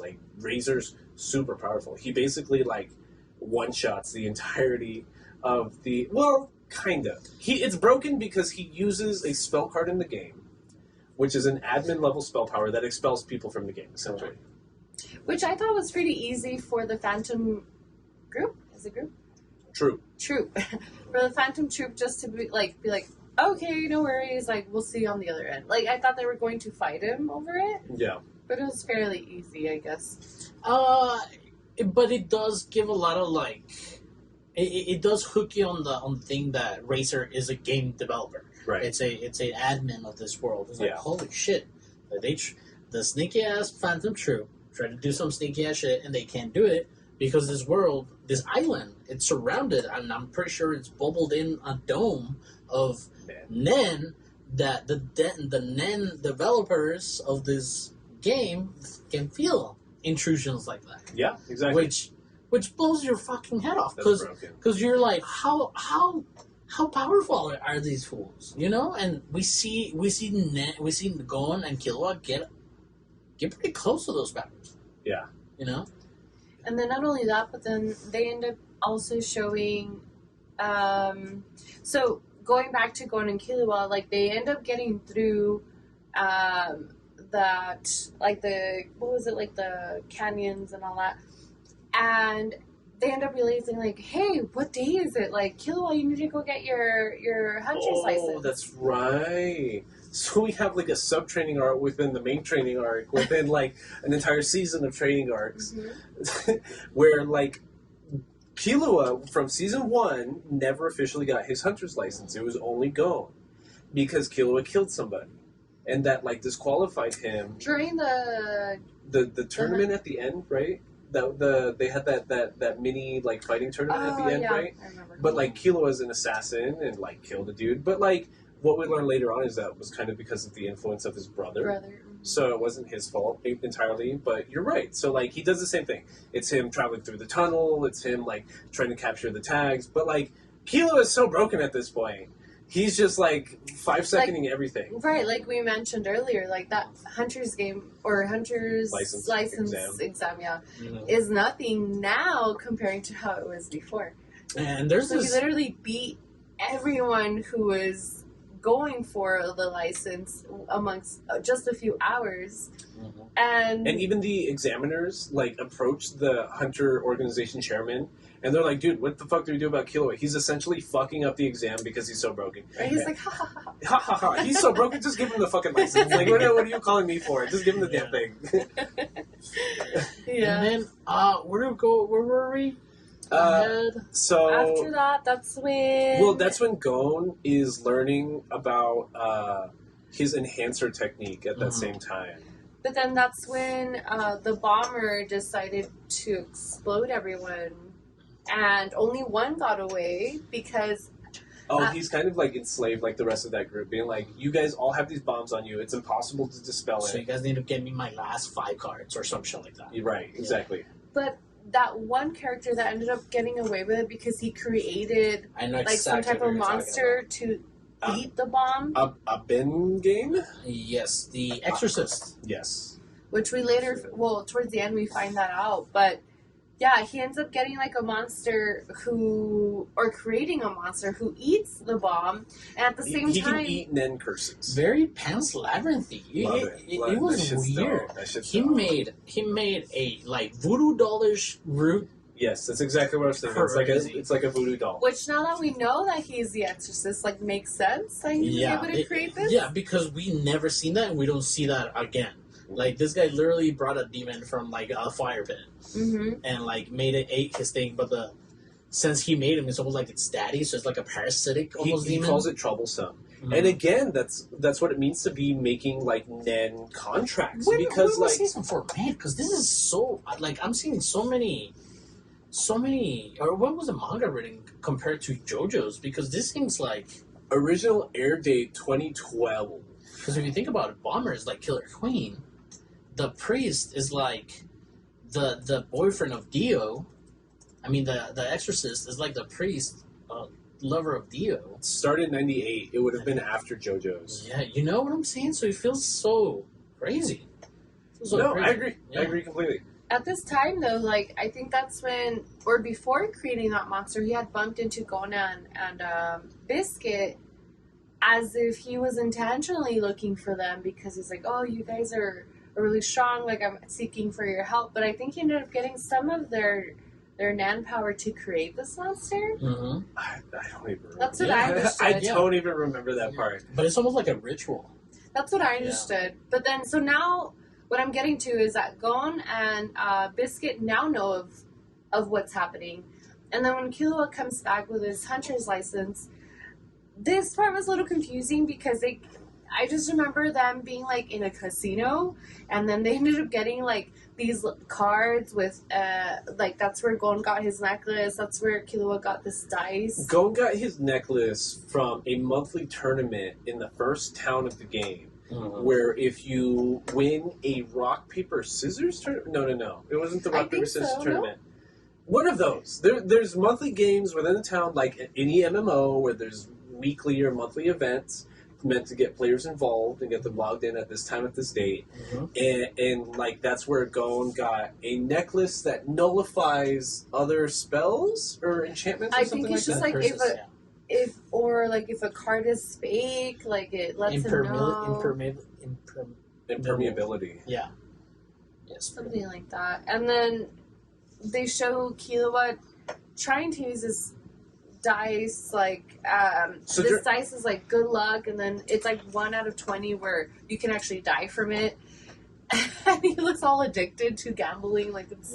Yeah. And so, yeah, because they try to go to a casino to get cards from the gambling city. Just trying to get money, but to get more cards? I don't know. Yeah, and to your point, like, the very specific kind of powers to these cards and, like, the various cards that there is one that is pretty much a 20-sided die. Right. That helps you with your luck. So you do a luck roll before you do an action, but if you have very bad luck, you could die. Right. But we end up seeing this dice throughout the remaining of the season with what's the guy with the glasses and the blonde hair, the bomber? The bomber, yeah. We end up Gentru. We end up seeing it throughout what they end up doing because they're really basing it off of their own luck. Like, even if they're capturing someone, it's like, okay, let me see if you have luck today, or like, let's see if I have luck today. Should I do this or should I do that? Type of thing. So, anywho. From what I understood, they were kidnapping people into rolling the die. So they were making the... So Gentru's Bombers gang is trying to get all the cards. Right. When they encounter somebody else, because they're so powerful and he can pretty much kill them, it's like, yo, I'll kill you if you don't roll this dice and turn this specific card into the card I want. Right. Right. So they make him roll their luck roll to get that card to just give it to him. Right. But it's all very shitty. It's super confusing when that happens too. I remember watching those episodes, watching that scene, and be like, I'm not sure. It was almost like a blur because, I'm paying attention, but it's really hard to focus because I don't really know. It's just hard to understand. Well, that's like a B plot, and then the Phantom Troop's like a C plot right there. Because like the A plot is really just like the training, if you're being completely honest, because that's where we start getting like Gon thinking about what Hatsu he's gonna create, and that's where like Biscuit kind of reiterates Wing at the beginning of the season. She's like, dude, you're an enhancer. Like Hatsu's almost not a thing for you. It's just kind of like just make more aura. Just do bigger aura better. Like what do you mean you're Hatsu? Like you're an enhancer. Shut up. So like that's where we get Gon's big bad technique, which is he plays rock paper scissors with himself. Where like in Japanese, I guess it's better in the sub where like when they play rock paper scissors, they're like, show me rock, show me paper. Like a Rochambeau kind of thing. Yeah, Rochambeau. Like it's not just rock paper scissors, but like so to play rock paper scissors, you guys should be like, show me rock, and then you actually throw the sign that you're gonna do. So like Gon, thinking about what Hatsu is gonna do, he basically just makes rock paper scissors, where like because he's an enhancer. His core technique is an enhancer technique, which is rock, which he's just basically doing Ko in his hand, and then he just big explosions, just big punches you. But then his paper technique is an emitter technique, where he kind of like launches the aura at you.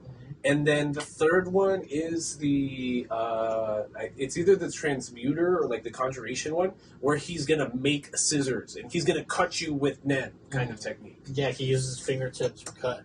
Right, exactly. Like that, And we don't really see that until the Chimera Ant arc. So the big hole in the wall that we saw during the test to get into the video game was Gon essentially using rock. Correct. And just doing big Ko blasts with his fist. but then Biscuit like helps him like refine that more while just like the 3-4 days that like Killua was doing the hunter exams. Right, taking advantage of the time.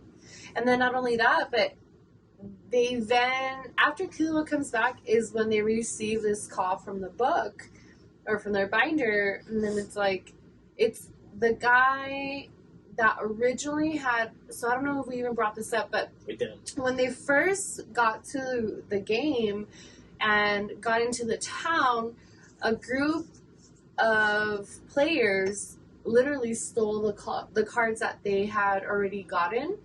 And so now that same player is contacting them because they're like, hey, Genthru, he's like, him and his group is about to win the game. Like, they have accumulated all these cards from, well, I guess they didn't go into depth, but anyway, they're like, hey, like, they're already getting through the game and we need your help, type of thing. And then that's when they're like, okay, so this is our time, and then that's when they end up meeting up and then trying to team up. Yeah, that was oh god, I just had his name. That's a Gorainu? No, it's Kazuo. Kazuo? Yeah, Kazuo is the one that stole the Sword of Truth when Gon and Killua first got it. Right. Later on, after the bombers like pretty much killing 100 players in the game, Kazuo summons them because that is how it's pronounced. Kazuo. Yeah. Because other teams, they're like, yo, dude, this guy's about to win. We cannot let this happen. And before we get to that, there's a cool ass part where Killua and Biscuit and Gon realize that they could get a lot of cards by sending people home, since they have a lot of leave cards.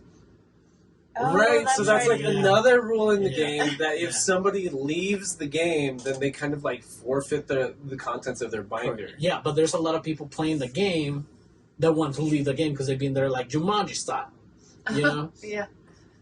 So there's a point where before they get called on by Katsuo, they go up to villagers like, yo, bro, do you want to leave? It's like, we got all this. It's like, you just gotta let me look at your book. They look at the book. It's like, I'm just gonna get these. Like, yeah, dude, I just want out. Let me out. And then they leave. Yeah. And that's how they get the majority of the cards. Yeah. Now they get calling, but Katsuo is like, yo, bro, Genthru is about to win. Mm-hmm. But I don't know if they know they're the bomber, or Killua and Gon is like, yo, that's the bomber. God, I don't know. I don't recall that. Because remember when the girl was calling out Killua, it's like, what are these fucking kids are gonna do? It's like, they're not gonna be helpful. It's like, bitch, you don't even know who Gentru is. Gentru's the bomber. It's like, well, Gentru's the bomber. Was that time frame? Mm-hmm. Oh, okay. That makes sense. Mhm. Yeah, that's true. So that's when she was giving, well, yeah, what's that character's name, that girl? Or that lady? The lady, I don't know. That lady, Asta, that's right. They're just going back and forth about it, but they end up helping each other out regardless. So you're talking about the scene where they get subsequent groups together after the fallout from Genthru. Correct. And they're trying to create like a group to conquer the group that Genthru created secretly to beat the game. So they want to monopolize on a card.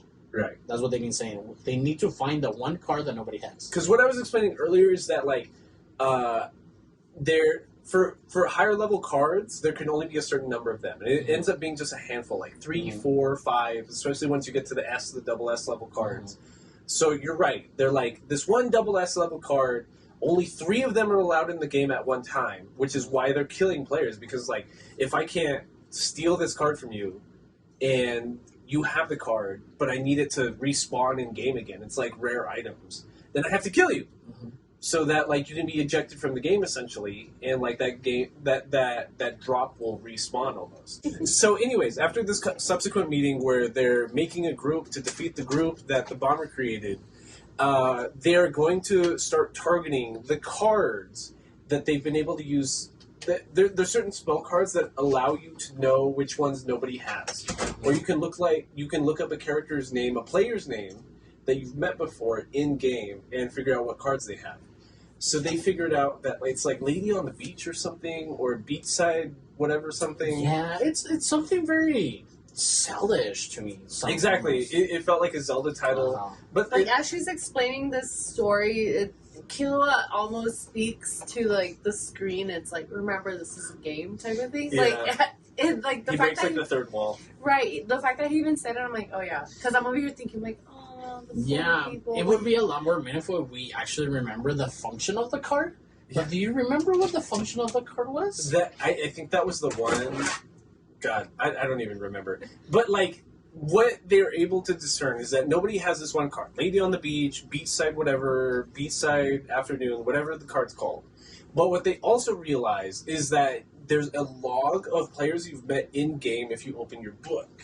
And what they see is that they've met Crollo, as in Crollo from last season, the leader of the Phantom Troop, in-game. So they're like, that's fucking weird. Like, when the fuck did we meet Crollo of all people? I would have remembered Crollo. And Crollo currently has no Nen, because he has a Nen curse on him from Kurapika. He's being casted into the Shadow Realm. Who's Crollo again? The leader of the Phantom Troop. The guy in all black. Yeah. Okay. Because he had that fight with Kurapika on the top of that mountain. And Kurapika was able to use one of the chains to, like, essentially totally seal off his Nen. Right. And Crollo's fucking broken because his Nen power is to copy any Nen power inside of a book, like the video game almost. Mm-hmm. So, like, they're like, okay, that's super weird, but what if we recruit Kurapika? What if we recruit Crollo to help us out with this quest? So they're like, transport to Crollo. So they transport to Crollo. Air quotes Crollo. And of course, Shizuka's taking a bath. Yeah, it's Hizuka naked in a waterfall, and we're just like, God damn it. You boys were looking for me. Exactly. Like, it's one of those anime scenes where, like, you'd totally be seeing his genitals if it wasn't for, like, the steam of the waterfall. Yeah. And it's just like it's just like But you guys- it's just like V shot right like on the screen. I feel harassed. I feel There's a harassed. part of me where, like, I wish I could like him because he is a badass, but at the same time, because he's such a pervert, like, I'm like, ooh, never mind, I don't want to be associated with him whatsoever. Yeah. But you guys skipped a whole bunch. What did I skip? Tell me. Well, we're about to talk about the dodgeball game.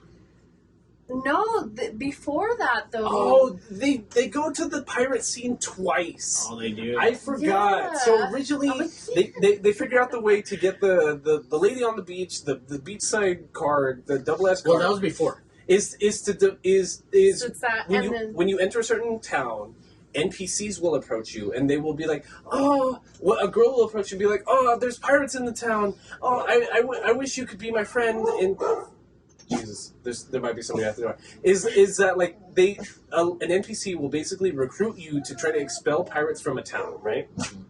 And the thing about this town is that when you approach these pirates, oh my god, our interns are a little Our busy, interns, sorry. yeah. my interns are They're pissed. making copies. The copier jammed. Hold on, talk about them expelling pirates. When the five groups that come together to go to this town and seek this card, they get approached by an NPC, and it's an NPC at a market. So the NPC is like, hey, the Knights of the Market have been really rough because the pirates are here and they keep stealing everybody's shit, so we can't even like feed ourselves and blah blah. Can you please kick out these pirates so we can keep going with our normal lives? And then like They get to, like, it almost looks like a bar, or it is a bar. It's like a pub. it's Yeah. And like then- a cliffside castle. Yeah. And then this one big guy turns out he's like, well, you want to see my boss? You need Sumo to get through wrestler me. style. Yeah. Yeah. And he puts like a fire around him. He's like, well, you can't step out of this circle. Yeah, like you said. It feels like a scripted event in an RPG where Mm-hmm. it's just like, you've entered our base. Oh, you ho ho ho! Pretty You much. want this Yeah. to escape the town? Then you have to beat me in a sumo wrestling match You inside of a almost- fire ring. You almost want to see the left corner sign of like new side mission acquired. Yeah. And then this one guy, like, that was already teamed up with him, it's like, oh, I got this. And then, like, instantly, like, within a second, like, he gets burned I on think, the circle. yeah, he gets burnt. And then Killa was like, really? He gets in there and he pretty much beats him up by simply, like, getting on his head and putting fire on his head or something he like drops that. he drops like a Oh, high alcohol. Oh, it was alcohol. Yeah, a high alcohol bottle on him. He spills it on him, and then him being like a Well, human before taser. that, Gon got disqualified from that fight. Oh yeah, that's right. yeah.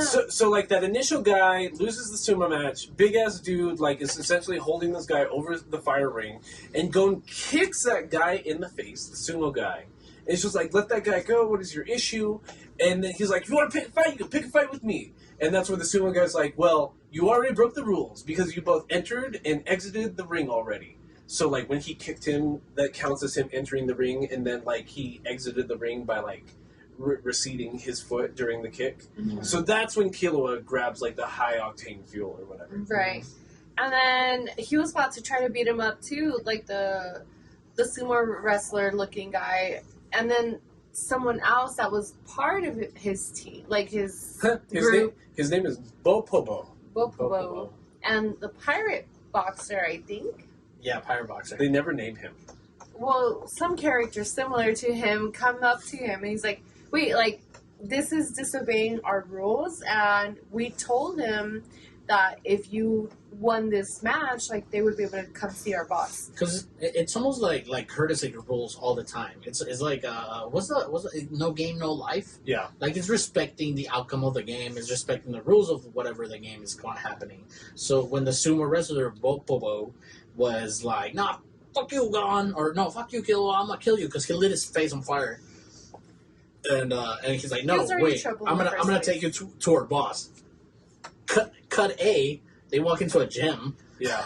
Yeah. and then we're like, oh, we're gonna see the volleyball guy we saw earlier. Yeah. And we're saying volleyball guy because the first time he was introduced, he literally threw like a ball. He spiked Like it. he spiked it towards the Phantom group. It's, Oh no, Towards the the boat. boat It- that it- they got there.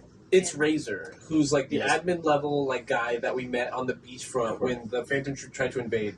He expelled them with that admin level spell, and then he used a volleyball technique to destroy their boat. And it would be cheap for us to call him a JoJo character, but he's not a JoJo character. He's such a character of Hunter x Hunter that it makes sense. Yeah. You know, he's such a badass, and It's because especially in like the first few seasons before the Chimera Ant arc, a lot of Hunter x Hunter characters feel like they're all teachers, right? Like everyone is a teacher to Go.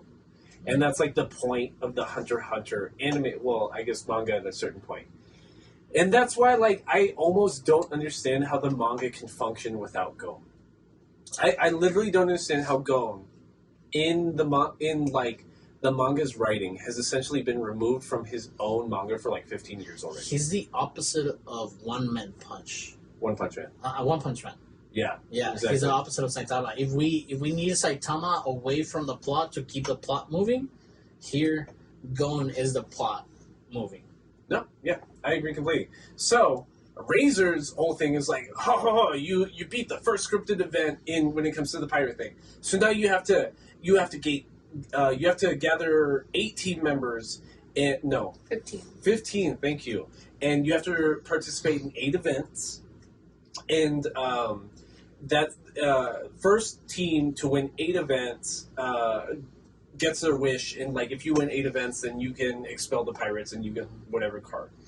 And then the first match was a boxing match. Mhm. And this one guy was like, oh, I got this. And it looked like he was doing really good.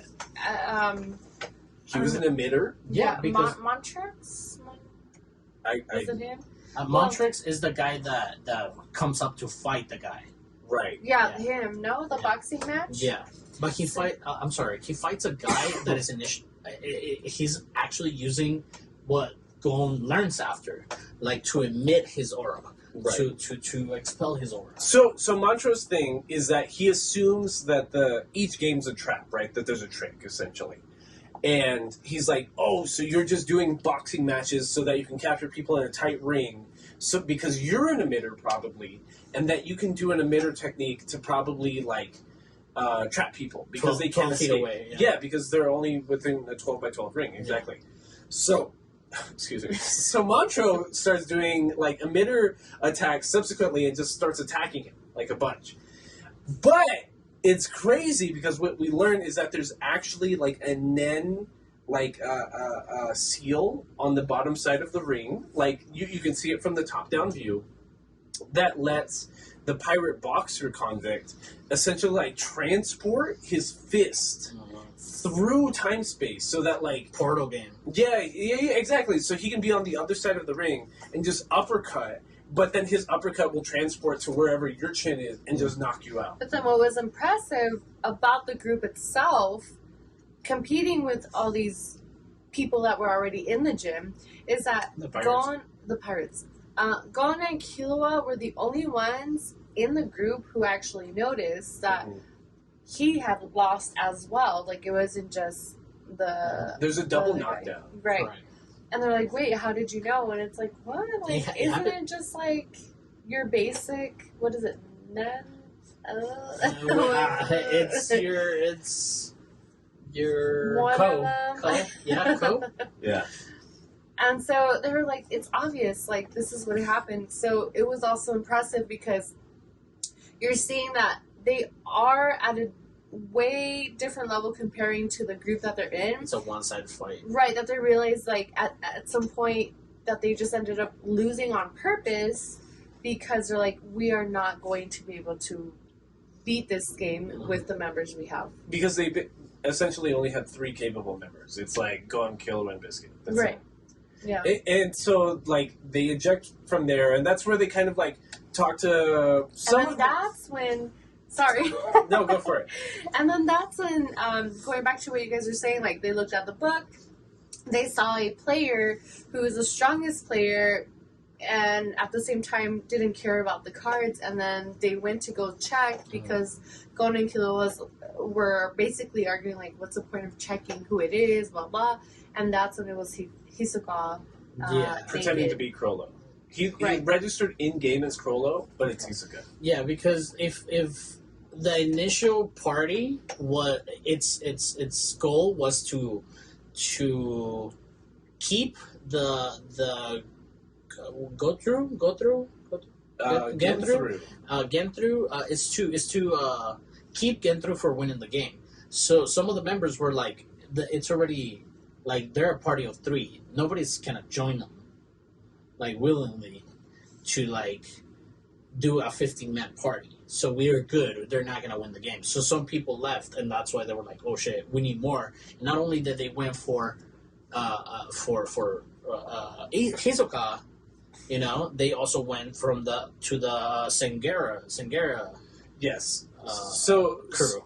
Right. So Sengera is the main employee of the billionaire that bought all the games That we saw in episode 1. That did the Nen test at the very beginning, and like he's got a group of like 5 or 6 guys. And not for 17 episode, right? Yeah, Greed Island 17 episodes. Yeah, a weird 17 episodes season, Right. which is weird. It's either 12, 24. 24. Or like 13, 25. Correct. Yeah. So that's what I'm saying. Like, I feel like the pacing at the beginning was a little bit weird because of those extra episodes. Well, I'm glad you brought that up because, like, I think Pierrot, the animation studio, is kind of known for like anime that never end, like just anime that just come out week to week for like forever. So that's Bleach, that's Naruto Shippuden, that's Boruto, it's Yu Yu Hakusho, it's Tokyo Ghoul, it's like Black Clover. They try to Walking Dead it almost. Kind of. It's like the 1-to-1 adaptations of chapters, which leads to like really weird paced episodes. Correct. Because that's what you were talking about earlier. Like certain episodes just feel like a manga. Yeah. And so we have this group, right? So then we have Hisoka. We have Sasbara. When Biscuit is the one who ended up inviting Hisoka. Right. And at the same time, Killua was like, something's up. Hisoka's definitely lying about something. Either he's not telling us the truth. Mm-hmm. It's like he either met with the spiders already, but then fucking Hisoka, he has his fucking powers that they didn't allow for Gon and Killua to see the members that he's met in his book. And the whole thing when they were walking together in the forest and Hisoka's behind them, and then Killua just get his fuck. It's Killua and Gon. They get like this like perverted like chills in the back of their neck. Like, can you please stand in front of us? Yeah, like in episode 2 where Gon feels like he's being watched, they both feel like they're being watched, but like pervertedly. Mm-hmm. It's like that sense of being a girl. Like it's just dudes looking at. Can you walk in front of me? That's what. and so like what Aldo's talking about, where like with Hisoka's gum power. Gum power. I'm thinking One Piece. With his bubble gum power, I like Gum power. he's able to like mask or make false illusions unless you're using really good. God, it's probably 10. Where they use 10 to control in their eyes to like really pick up on Hatsu techniques. So like in season 2, when Gon fought Hisoka basically ran away with it because like it wasn't until very late in the fight that Gon started using 10 on his eyes to start picking up on Hisoka's Hatsu technique, which is the bubblegum like power. And like once he did that, he's like, oh, I see how he reattached his arm, how there's bubblegum on the roof, how there's bubblegum attached to me, and how he's throwing everything around. And it makes sense all of a sudden. So like with our main characters, still not used to using 10 like all the time. Like they're not able to pick up that when they look at Hisoka's book and he's like, look, what are you worried about? Like I've never met any of the spider members, but like he's using the bubblegum power to like mask and like create a false illusion of like the characters he's met. And in is 10 and in hiding the aura itself. But like Hisoka's so like powerful, like he's like purposely like letting his in go sometimes. He wants people to know that he's looking at them. Yeah. Which is even grosser. Yeah, like, is that psychopath like, I want them to catch me. Yeah, exactly. So like, God. But which like it's crazy because by the next season, by the Chimera Ant arc, 10 is almost basically not a thing. To the point that like it's all Nen all the time. To the point that like you just assume they're using 10 all the time. Like it's never like Biscuit has this thing when she's training the guys where she'll just raise a finger and with Nen will create like a number, right? And unless you're using 10, you'll never like be able to see what it is. And the whole point of her in the middle of conversations just raising her finger is for them to keep. Is for them to just like get used to always using 10.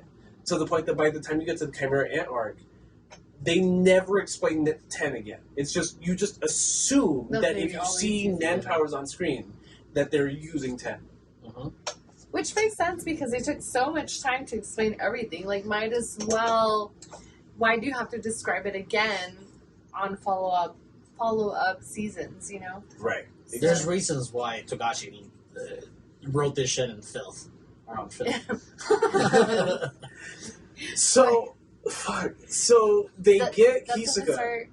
Right, and then they end up they start recruiting other members that they're like, okay, you're not going to fight, but we just need your body. Like we can't register without 15 people. Right, it's like we'll do all the games and everything. We just need you there. But then as they start, like they noticed how strong. What's the volleyball guy? Razor. And Taser. Well, also, go ahead. Also besides Sugera's group, which is like 5-6 people, one of the most important people as part of this group ends up being a guy called Gorainu. Yes, the tracker. Right. He ends up being super fucking broken. Like he was one of the people that got recruited by the bomber, and he has one of the bomber's bombs on him, one of the timed bombs on him. So like he has interest in defeating Genthru and like making it through the game. So like he as a one-man army decides to enter their group as well.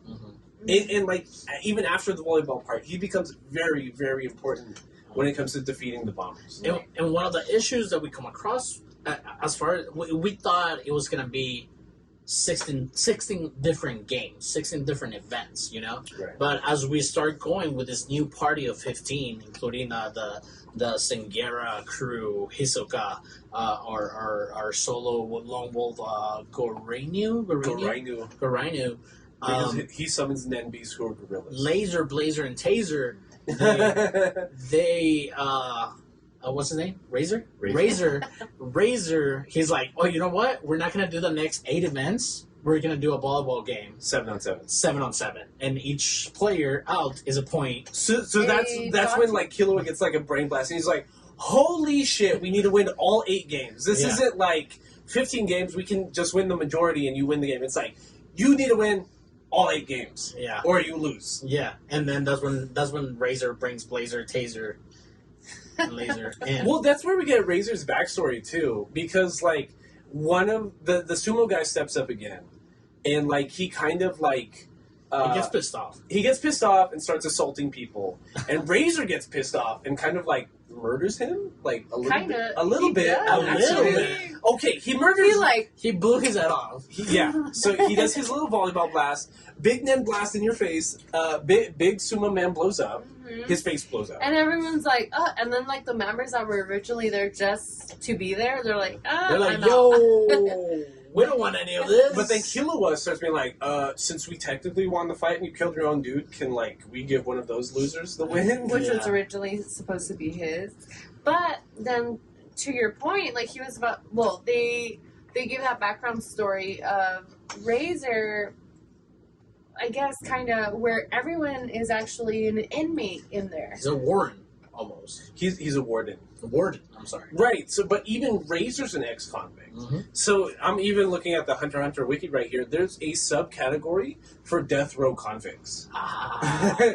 So like all of these pirate dudes, we thought they were NPCs, right? Except for maybe Razor, because we saw his interaction with the Phantom Troop on the beach. Yeah, we kind of know he's a game developer. We kind of thought the rest of the pirates were NPCs, right? But what we learn is that like all of the pirates are actual people, and this is the rehabilitation, is them participating in the game.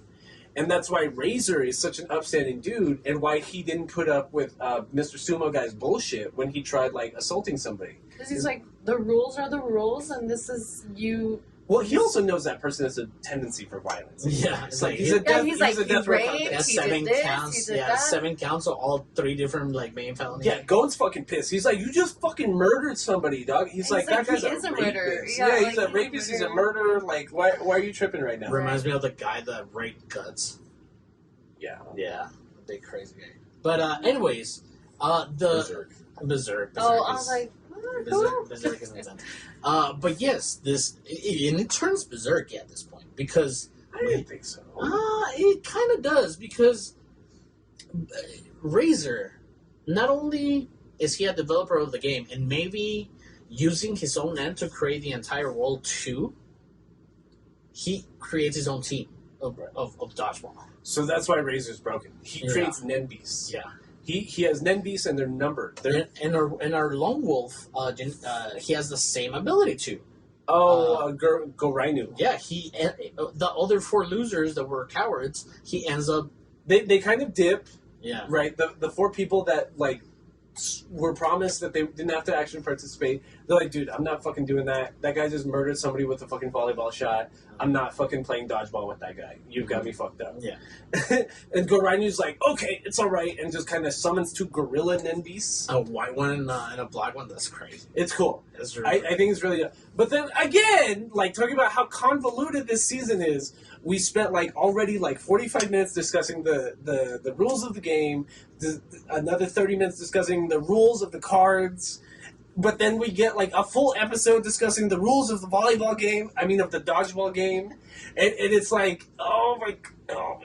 Which dodgeball is essentially a netless volleyball game. Right, they don't really treat it like our dodgeball. yeah. They treat it like netless volleyball. Exactly. You don't let the ball hit the floor. And if you're the last one to be hit, you're out. Exactly. But like if you catch it and it doesn't hit the floor, it's not like when I was in middle school. It doesn't have the American rule where when you catch it, your teammate comes back. Right, exactly. But you can also call sub. No, you can call back once. You can call back. Each player can call back No, once. just the team once. Oh, the team can once. And like the person that called back, even if it's in the middle of a serve, in the middle of a volley, can replace a person on the court. Mm-hmm. And I've never fucking heard that before. And again, that's like a volleyball rule almost. Yeah. I don't know. I haven't seen enough haiku. I don't know. We're done. We're gonna watch more haiku, I promise. So then, like, it becomes super, super convoluted because, like, Razor's Nen Beasts can also combine. So that was the point. I was like, that's fucked up. And also, the ref is another one of Razor's Nen Beasts. Yeah. He's like the Marvin the Spaceman in the Space Jam, in the first Space Jam. Exactly. Yeah. Before getting started, though, like, Razor ends up explaining that he knows Gon's dad. And he's like, I'm not gonna tell you shit unless you beat me, pussy. No. No, but he tells him, he's like, your He's dad like- told me not to go easy on you. Oh, Yeah. that's right. So There's a Gon's bit- like, okay. There's a whole like menacing scene. I remember that. Yeah. It's literally the exact like kanji for menacing, like as in JoJo's. Yeah, as soon as Razor finds out that that's Gon freaks, he's like, "Oh, you're Gon That's freak!" Yeah. Crazy stuff. You thought I was going easy on you Yeah. before, like Like Yeah. this whole thing was made for you, Doug. yeah. Yeah, I gotta fuck you up. Sorry. Yeah, it's amazing. Sorry, not sorry. It's amazing. And it's crazy because like these kids are getting fucked up. Like the one of the gorilla Nenbis of Gorainu's gets like murked immediately, right? So then like it's like the white one is still in the ring, Well, Garino was about to get fucked up, but he switched his beast. right? So then like he also has power over his Nenbis where he can switch with them. So then Razor sees that and like knows where like he's gonna switch to the point that he knocks out Gorainu. Yeah. And Gorainu going unconscious means that his Nenbis like Are now out. yeah, not that they're out, but that like he can't sustain Control them them. anymore. Yeah, he he can't. like so they like disappear. Yeah. So like Razor essentially did like a 2-for-1. So like near the main part of the dodgeball game, even though it's 7-on-7, is essentially after Razor combines his Nenbis have numbers like 3 through 9 or something like that, and that determines their power level, right? So the bigger the power level, the stronger the Nenbis. He combined 9 and 4 or some shit like that. It was 7 and 6, so he gets 13. Yeah. Real quick, in between the game, you know how Gorainu? Gorainu. So after he steps out of the game, I'm confused to how the guy with the gray eyebrows ended up there in the first place. Like, I don't remember them. Zascara. Yes, I don't really remember them, like, recruiting him or. Yeah. Before Gorainu even Yeah. they recruited him. Really? Yeah, Garino was the last one, I think. Because they were trying to determine strong people that they knew in the game, that knew the game, and were motivated. So it was their recruiter and Right. their group, which is Sedgura. So they knew Sesgara like was in the game and like working for the billionaire. Right, he was, like, the most experienced Mhm. anyway. Right? So that's when they recruit. There was like a little Oh, portion where okay. they did recruit him, right? Oh, my bad. But then like they break Sesgara's back too. Yeah. Almost. Oh, yeah.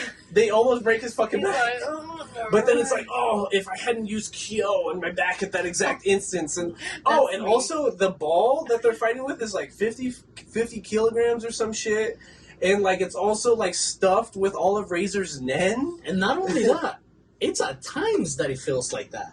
Because if the Gon team has the ball, it's just a regular ball. Right. But once Razor gets his hands on it and he serves it, it's like he's serving a bowling ball. Yeah. It's fucking crazy, brother. And then that was like the first scene too where excuse me. That was that first scene too where Gon like actually tries catching the ball from Right. Razor and like he Breaks ends up his getting hands. hurt. No, Oh, yeah, he like he covers was it getting with, like, hurt his from head. his head and like I think he had to step out for a minute. Well, he got pushed out, number one. Yeah. Number two, he was basically almost knocked unconscious, so he had like a small concussion. And like, so it's not only like Susgara like in the back getting fucking bandaged around his They're back, all like but it's also Susgara's boys around both Susgara and Gon being like, dude, are you conscious right now? It Like, reminded me of the concussion episode of Blue Mountain State, oh yeah. where he has to write, like, don't go to sleep. Like, you got an exam tomorrow. That's just crazy. It's exactly like, so it's really fun. So like Gon's on so that's when like the real like dodgeball game essentially starts. It's basically 3-on-4 at that instance, but like the Nen beasts that are left besides Razor is like 13 because 6 and 7 combined, 9 and 8. So it's like 13, 9 and 8 and Razor. So it's like the strongest people on their team. But then it's Biscuit, Hisoka, and Killua that are left inside. Mhm. right. So they start like I think Gon uses his back. He uses his back. At this moment. He uses the team's back. And it's also Team Go. They call it Team Go. Wait, what? He uses his re-entry into the game because each team has. Oh, well, the only reason he did that is because he realized that Razor, when he originally threw the ball, I mean, Killua was narrating that he's like, if I went right, this was going to happen. He does it because and if Killua I turned left, died. I would have Gon's pissed. died. Gon's, So that's when he was like, like, you almost killed my best friend. So that scene is they're Team Gon's lined up horizontally. It's Killua on the far right, Biscuit in the middle, and then Hisoka on the opposite side of Killua, right?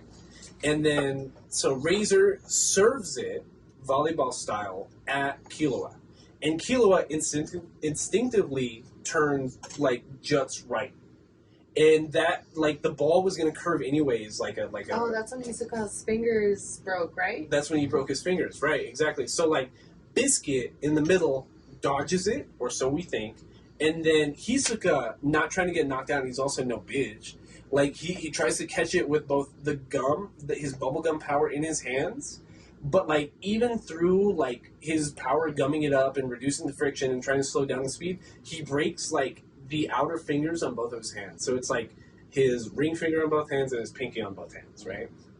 So like, and then Hisoka's pissed. And at the same time, I think, wasn't it that Biscuit's dress was also caught by the ball or whatever, so now she was considered out? That's what I was getting to, right? So like, Biscuit dodged, so we think, because like apparently clothing mattered. And, like, that was never brought up to anybody. And, like, you were bringing up earlier, her character design is, like, this big, puffy dress on the bottom that flows out at the bottom. But it got scorched. So, like, the clothing mattered because the clothing attached, okay, whatever. So she got knocked out. And that's when Gon subs in. So we're still at 4v3, but now it's Killua, Gon, and Hisoka. And again, like what Vianney was talking about earlier, Razor almost killed Gon's boyfriend. So now Gon's fucking pissed. He's like, if Killua, instead of ducking right, had ducked left, he'd be dead right now. And I would be so livid. And I don't know who comes up with it, but I'm pretty sure it was Hisoka. Because he gets another shot at his kicks being up in the air. He gets like boy body in front of him. Yeah. That's later on. Yeah, it is later on. And again, like I was saying, this is another opportunity for the author telling us that Hisoka's getting his kicks. Love Togarashi. Because not only before the strategy of them working together as a group, but when Gon is so pissed and comes to Killua as like, Killua, dog, it's like, I came into the game because you almost died and I know you're pissed. And Killua's in his head, he's like, oh shit. And they had just explained that. I mean, he was analyzing like, oh, I could have died right now, but he was more worried about Gon. And Gon, he's like, okay, I need you here. Hold the ball a la kicker stand for football. I don't know what you call that guy. And I'll use my paper, scissors, rock. And then I'm going to use my punch to his rock technique to punch the ball so hard that I'm going to eliminate these players. Right. So I love that scene though. The first time he does that, absolutely love that scene. And this is where I'm saying, like, the fading from like his Nen aura on his whole body, and like this is the same shot. We're at a bust size frame here. Where we're looking at Gon and he's like, show me rock! and like the Nen, you can see it focus over here that it gives like this back shadow to him and this back shine to him, and he just punches the shit out of it. It's dynamic lighting. This happens twice, and in both cases, Hisoka's on the back like. God, I hate Hisoka so fucking right. But anyways, besides that, it looks really cool. Killua is like, hell yeah, dude! It's like, we almost got it.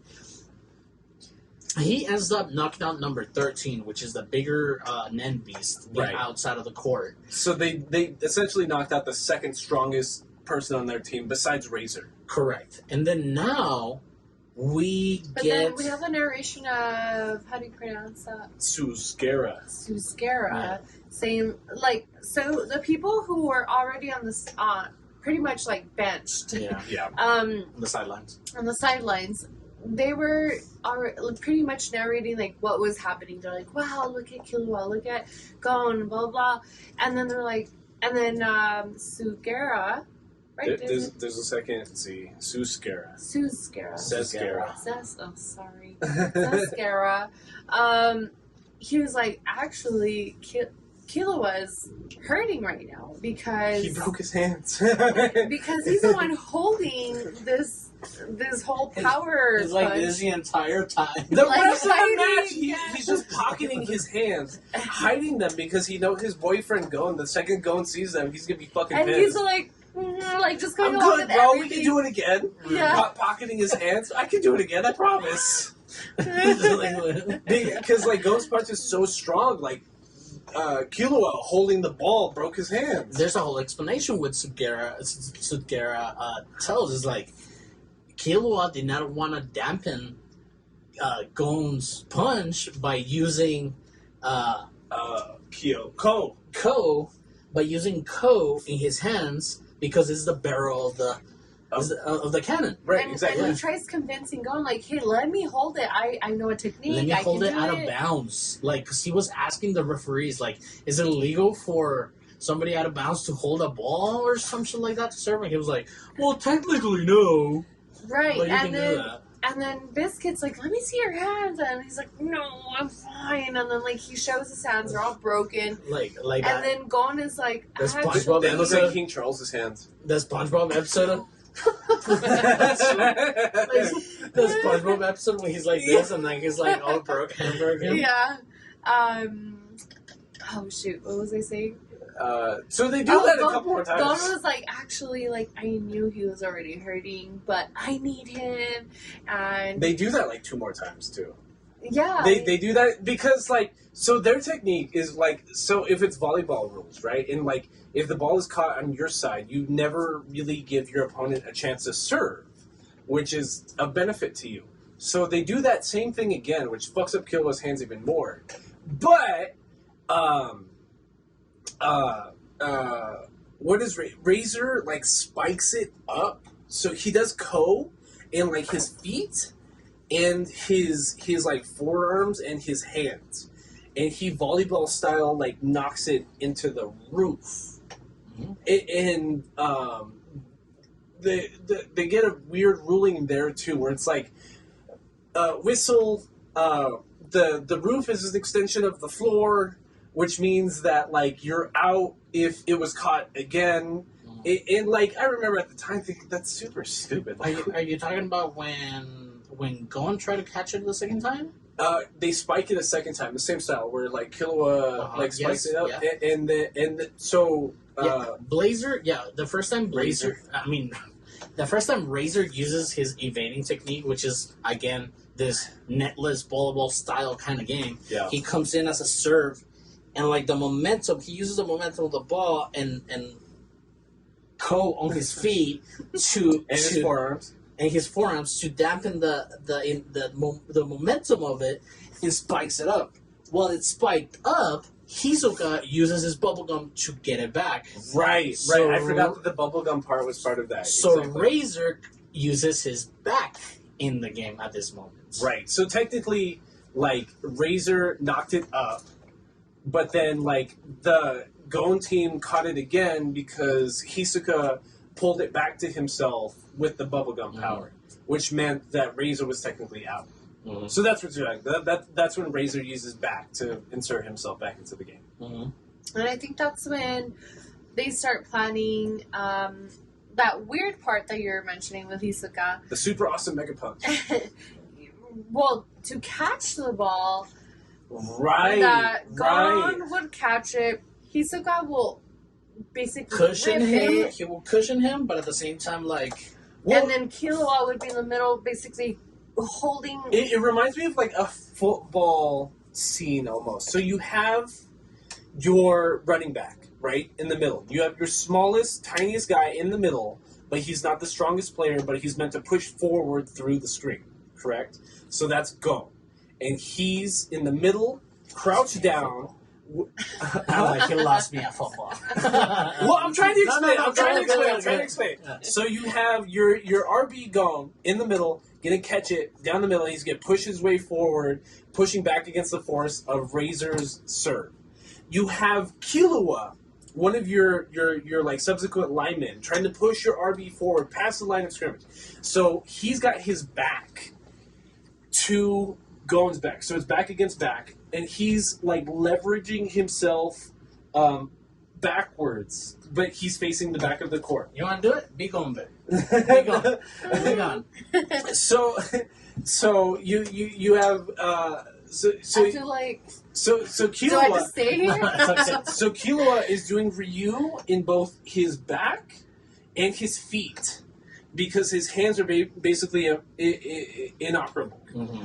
And at that same time, you have like some other nameless like football character, like with his arms around Killua, with his arms also around Gon, ready to use bubblegum at like the second the ball hits Gon's hands because To Gon's keep it in place. because Gon's hands cannot be damaged to the same like way that Killua's are, or else he can't use rock to like launch the ball forward, and they'll never get Razor out. So they catch that serve, and like that scene is so crazy. Even though we're just talking about a fucking dodgeball game. Yeah, but even the people on the sideline, like, they're explaining, like, wow, if it wasn't for Killua... I think it's Razor explained this. Like, No, like, oh, really? it's Suzgara. oh, okay. Suzgara's explaining it. Yeah, he's You're like, if it wasn't for Killua, like, I that thought it- wouldn't have... No, I thought it was Razor because Razor's like, I need to get him apart because of Killua. Oh, okay, It was okay. Razor. Razor's like, Killua is the main key of this formation because if it wasn't for Killua's back cushion and his feet momentum stopper, like that, the whole thing, Wouldn't have worked. yeah, the whole thing wouldn't have worked. Because like, remember that like Hisoka's fingers are also broken, and they're only being propped up via like his bubblegum technique. Yeah. Like that's like he kind of did that in the fight against Gon, where like he reattached his arm. Mm-hmm. Oh, yeah. So it's a whole thing, and again, like this isn't even like a fighting scene; it's just a dodgeball game. But it's so crazy to watch Because it's like a volleyball game more than a dodgeball game. it's like watching an episode of Haiku. I agree. And then, not only that, but after that, it's when Gon is like, okay, let's do this one more time. And he's thinking to himself, he's like, I need to do this stronger. And then, like, his aura just, like It's like Bleach style, like destroying like the windows on the ceiling kind of thing. Like it just gets even stronger. And then, Razor, let's say Blazer. Razor was like, wow, he wasn't using, like, his full strength. full strength this whole time. So he's really impressed by him, which is already impressive itself because it's like this Razor character is already one of the strongest.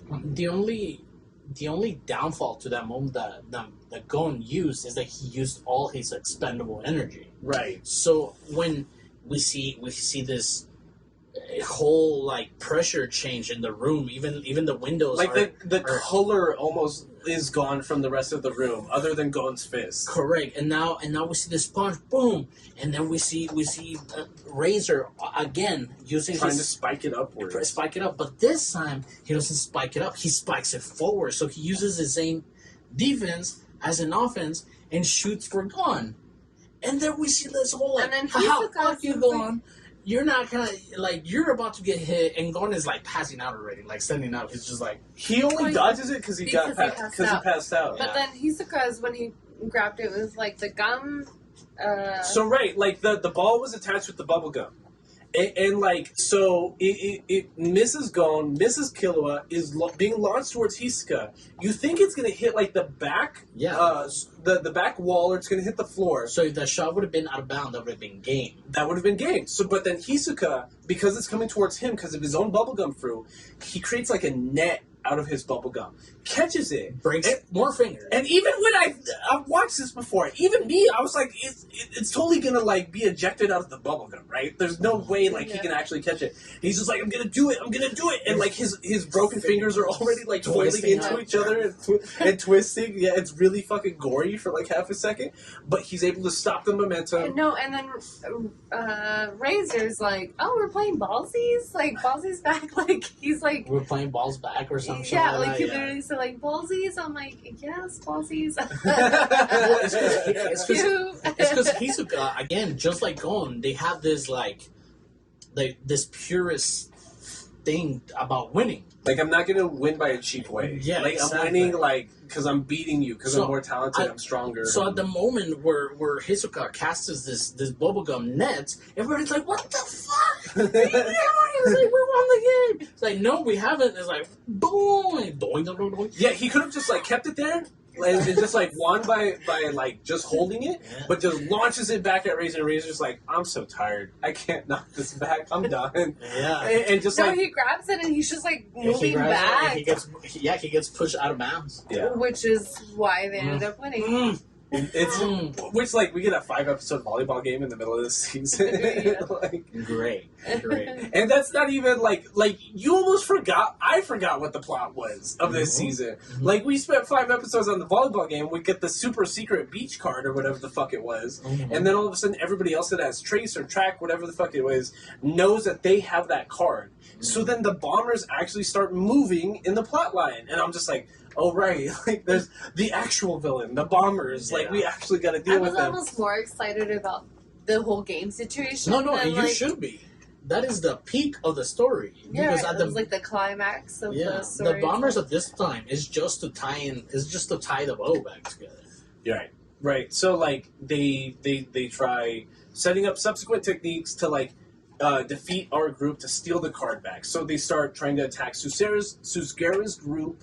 They're attacking entry level players, stealing their back cards and their accompany cards and the cards that let them travel from town to town. Yeah, so their objective is to get the most amount of company cards so they can distract Gutru's? Genthru. Yeah, Gentru. so they can distract Gentru's team as long as possible while they train their Hatsu. They're Yes, the Hatsu. admitting Hatsu. Right, exactly. Because like after the dodgeball game, I keep calling it volleyball game. After the dodgeball game, Susgera gives them an artificial timeline of 10 days, right? And he's just like, after 10 days, that's when we're going to move on the bombers. And you need to master an emitter technique, because you can't let the bomber get close to you, or else he'll use his little flower technique to blow you up. And so we get a 10-day training montage from Gon trying to master like an emitter technique. And Biscuit, there's certain like tiers to her training, but and she just skipped. She starts him off on level 4, and she's like, "Look, you're going to handstand on the ground, and you're going to emit Nen, and you're going to blast yourself 100 meters in the air, and that's how you're going to prove to me that you've mastered like emitting techniques." We spend a whole 10 days, and he can't do it, and that sucks. That really does suck. That's like the first time ever. That's what I told Aldo too. I was like, it was almost frustrating because I'm like, they wasted like 2 weeks and a half doing nothing. Well, what we also learned later on is Killua was also mastering a yo-yo technique. Yeah. I'm like, Yeah. I get what you mean, though. Like, it feels... I'm like, I feel like he could have been so much stronger if they he'd would been have doing practiced anything something else. Right. Well, it feels that Susgera? No. What's that mangaka? Genthru. Oh, God. What is his name? Yoshido? Yeah, him. Togashi. It feels like Togashi here had a very good storyboarding, because he had already pinned the Bomber Squad as a Titan. So it feels like he was just finishing the story here. Right. Like, it feels like we are not just writing ourselves out of corners ever. You know, it just feels that here with the Hetsu and The Hatsu. the Hatsu and Killua learning his yo-yo technique. Yeah. It feels like it just feels like an easy track to it. And it just feels like very good storyboarding as far as ending the story. You're coming to a close, and here again, to my point earlier, it feels like I'm again in the manga. I'm no longer in the anime. I'm again in the manga, and I'm just. It's a cool feeling though. Yeah, it is. You're not mad about that when watching the anime. No, like, you're not. You're not. But you are arriving at your destination. You are landing at if you were in an airplane. This is the conclusion It's a of call the reaction. season. Correct. You know what I'm saying? You're already past the climax, and it just feels like that, but it doesn't feel cheap. It doesn't feel like rushed. It doesn't feel convoluted or anything. But it does feel like that because it feels like the bomber Genthru is not as powerful as our admin player. You know what I'm saying? And it feels weird. Like It Razor could beat Genthru in a fight. Correct, and it feels a weird misplacement in between the villains. It was almost weird that Gon was having such a hard time. time with this character when he did so much more with Against Razor. Mhm. You know, and it was almost like fake. Well, I feel like he fucked me up because I don't think we've ever seen Gon get this hurt. Oh, yeah, he lost an you're right. arm. You're right, yeah. Like I was really Or hand, whatever. the climax of the fight is basically it's 3-on-3. Like Genthru, it's him and two of his lackeys, and like both Biscuit and Killua take the lackeys on, right? Mhm. But then like it's Gon up to beat Genthru. But the main plan was that like since Gon never mastered his emitter technique, that he was going to just distract him for a while. Until like his teammates caught back up, and then maybe like he'd use cards or whatever. And like no, like Gon is getting fucked up. Like he's getting beat in the face. He's getting arms broken. He's getting ribs popped. He's getting his throat blown up. He's getting And that was part of the plan, though, with Biscuit, too, because she's like, okay, I know how he is. I know what his weakness He's is reckless, and he's- everything. So they're having, like, throughout this fight, they're having flashbacks of his Gon's conversation with Biscuit. Her stating, like, okay, you need to continue fighting. This is what's going to happen. This is what you need to do. And basically was Gon just, like, not to give up. right. That's all it was. It just lasts out.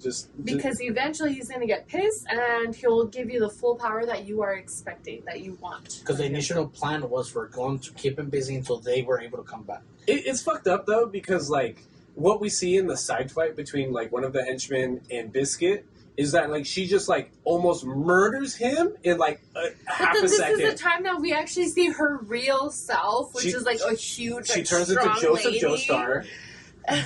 It looks like Joseph Joestar. She turned like her real form is a 300-pound buff man. Like, where's Dio? Yeah, that's like 6'10". And then like, the guy fighting her is like, oh my god, like, who are you? so like she lets him get a punch, and she's just like, I let everyone get at least one punch in because like I'm so strong. I usually kill my opponent.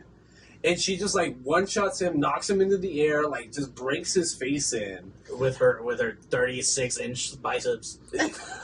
No, exactly. And like from a narrative perspective, like Biscuit should have fought Genthru, like, and it wouldn't have been nearly as bad.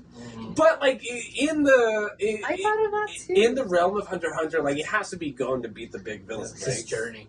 Yeah, it's part of his growth. And then at the same time, Killua is also able to use his electricity. And the yo-yos. Yeah, and the yo-yo. On like metal alloy yo-yos that are also 50 kilograms, so that means they're like, so like if 45 pounds is about 20 kilograms, that means they're like 70 pounds each Mhm. on a yo-yo. Oh, yeah. Every episode. I caught it. So, which means they're like 70 pounds. So imagine a yo-yo hitting you in the face, and that thing's like 70 pounds. That's ridiculous. Mhm. And not only that, like he's got two of them, and he can imbue like his transmuter electricity into them. That's ridiculous. You can't beat that. How are you gonna beat that? And especially Killua. Killua is like an assassin guy. It's just crazy. It's crazy. Like the fact that they made him even look like he was struggling for a minute. Like, it's just... Well, the line we do get from Killua is like, "Oh, I can't wait to test out my new techniques on this victim." Like, I need to do a test. so like he tries going easy on him at first, and he's just like, "I'm not strong enough with that singular technique yet. Got to use my full thing." And it's just like 2 70-pound yo-yos just punching you in the face. Like, I'm not beating that. I don't know. Like, right. And then we go to what you were talking about, baby. Gon loses his arm and almost his right arm too. he loses his entire left arm. Yeah. Like Forearm from like down. from the forearm up, and then like his whole right arm almost gets like blown up. So I think it's the you gotta take it Sorry, out. no, I got it. No. It's the Ryu. The Ryu, which is like you're transferring like Ko between your body. So if Ko is 100% of your aura in one area, Ryu is kind of like distributing that, right? So like Gon, realizing that the bomber in his little flower technique is using Ryu on his hands whenever he's implementing that explosion, because like think about My Hero Academia. Whenever Bakugo uses his explosion technique, one of the biggest questions from the fan base has always been like, how is he not blowing himself up? That doesn't make sense. But like how Hunter x Hunter explains it is like, no, he is using his aura at a certain percentage in his hands so that he doesn't blow himself up. So if Genthru is using little bomber technique on both of his left and right hands, on both Gon's left and right hands at the exact same time, then that means he is equally distributing his Ryu, his aura, 50-50 between both hands to protect both of his hands from his own explosion. Which means that Gon can use a 100% Ko technique, like kick uppercutting him in the face at that same exact time. Because that means Genthru is not using any aura to defend himself. And that's like ridiculous, because it happens so quickly in the anime, it doesn't even show that initial kick. It's just the aftermath where His like teeth are just broken. He's just like, his what teeth the are broken. fuck He's is bleeding out happening? his mouth. He's just like, what the fuck just happened? Like he's obviously concussed. Like it's cool how they're showing a concussion. Yeah, because he sees like out of nowhere, like it's like a POV from his eyes looking at Gon, and Gon is just like. The after image, he sees like 2 of him. He's just like, what just fucking happened? Like, and that's cool because like there's an MMA fight tonight, like boxing, like the Mike Tyson show is going on right now. Like you want to see like in anime what the aftermath of a concussion looks like. It's what Genthru's going through right after he gets kicked in the fucking jaw. No, yeah, and that's cool. Like that's really dope because like. It's stylized, but it's not like overly stylized. And V's witness at this moment, I'm just like, wow. Like, why is it animated so good? Why is it animated so good? And it's not a lot of panels. It's not like accurate level kind of frames, but it's animated so good. You're like, what the hell? Crazy. You're almost feeling it with Gon. Yeah. Because it's he got mutilated, you know what I mean? Like he lost a limb. Like he lost his left arm. I remember thinking before rewatching it for the podcast, like the first time I ever saw it twice. I'm not a nerd. I'm just kidding. Welcome to Between Nerds. This is not a nerd. That's a nerd. I'm a nerd. This is Between Nerds. The first time I remember watching it, I'm like, what? Like, Gon lost an arm? Like, what now? Like, me not taking into consideration, like, there's cards. This is a video game. They can probably get his arm back. And that's exactly what happened. That's one of the uses of the cards. That's exactly what happened. But, like, I remember being like, oh my god, like, how did he lose his arm? I almost wanted to cry at this point because it was really breathtaking to see that. Oh, is this character going to be without an arm for the remaining of the show? And before we keep going, I did mention like the ribbon tying or on the billionaire that bought all like the games. all the consoles. Oh, yeah. Right. He pulls out Singera's crew out of the game, right? And he seems like all broken down and shit. She died. I was doing this all for her. Yeah, so this billionaire has a mistress Yeah, it was a mistress. It wasn't even a That Wait, it was a mistress? Yeah, I a thought it mistress. was like... who got No, sick, it was a mistress. who got sick, but denied all financial efforts from the billionaire because she didn't want people to think that she was after his money. So it was a legit relationship between a mistress and a billionaire. But like he's like, no, I just pulled you guys out because the only reason I put you guys in there was to get a curing card for my dying love. Which is what was used. What was the card called? It was called like Miss the Breeze dragon, or Miss something. Dragon's breath, Fairy Breath or something. Fairy breath. Something like that. I got you. Okay, keep going. That's exactly what it was because like she died because like he's been at this for essentially 10 years or so, like trying to put people into the video game to like get the cure. And at some point, he's just like, Angel's breath. Angel's Breath, thank you. He's like, well, what's the point now that she's not here? Like, I hired all of you guys. I bought these games for her, and then now that she's not here, like, what's the point? But now we go back to Gon losing his arm, and not only that, but Gon was about to use his book Yeah. in a spell in which the bomber tricked him into thinking that he was gonna give up. So he gets him close enough to fucking jab him in the throat. Yeah. Oh, yeah. And then he's just like, Like he like breaks his windpipe. and he can't cast spells. But when he gets that close to Bomber, Gon is like, show me rock. And just like punches him in the That is- fucking gut. No, he rocks the floor. Oh, that's right. Because like beforehand they had set up a trap, which is like, it's big. It looks like a 100-meter in diameter, 50 like radius, 50 mile radius. yeah, fucking like big ass fucking hole in the floor, and like Gon traps him in there, and then like the bomber's freaking out. He's like, and like he's very very cautious. Like getting through is very very cautious. He's like, why did he do this? He's falling down here too. He's like, okay, we're on the bottom of this giant cavern. What is he planning right now? What is going on? Gon jumps into a side cave, and he's just like, hey, get through.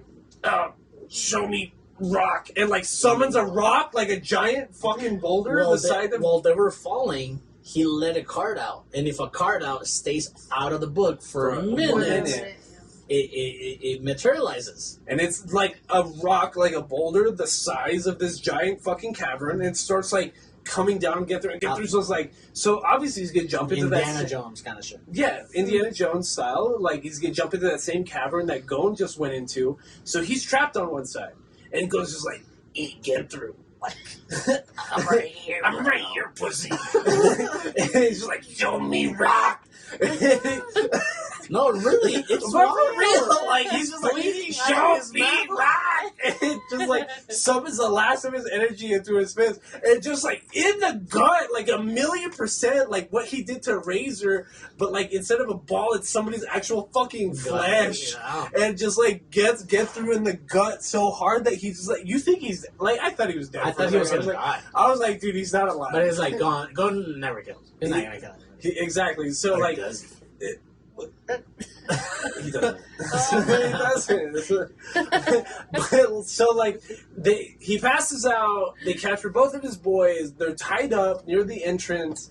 And he's just like, summon your fucking book, bitch. Like, I'm taking your cards. I'm Stop done being with a your bitch, bullshit. Like, we beat you. We beat this game.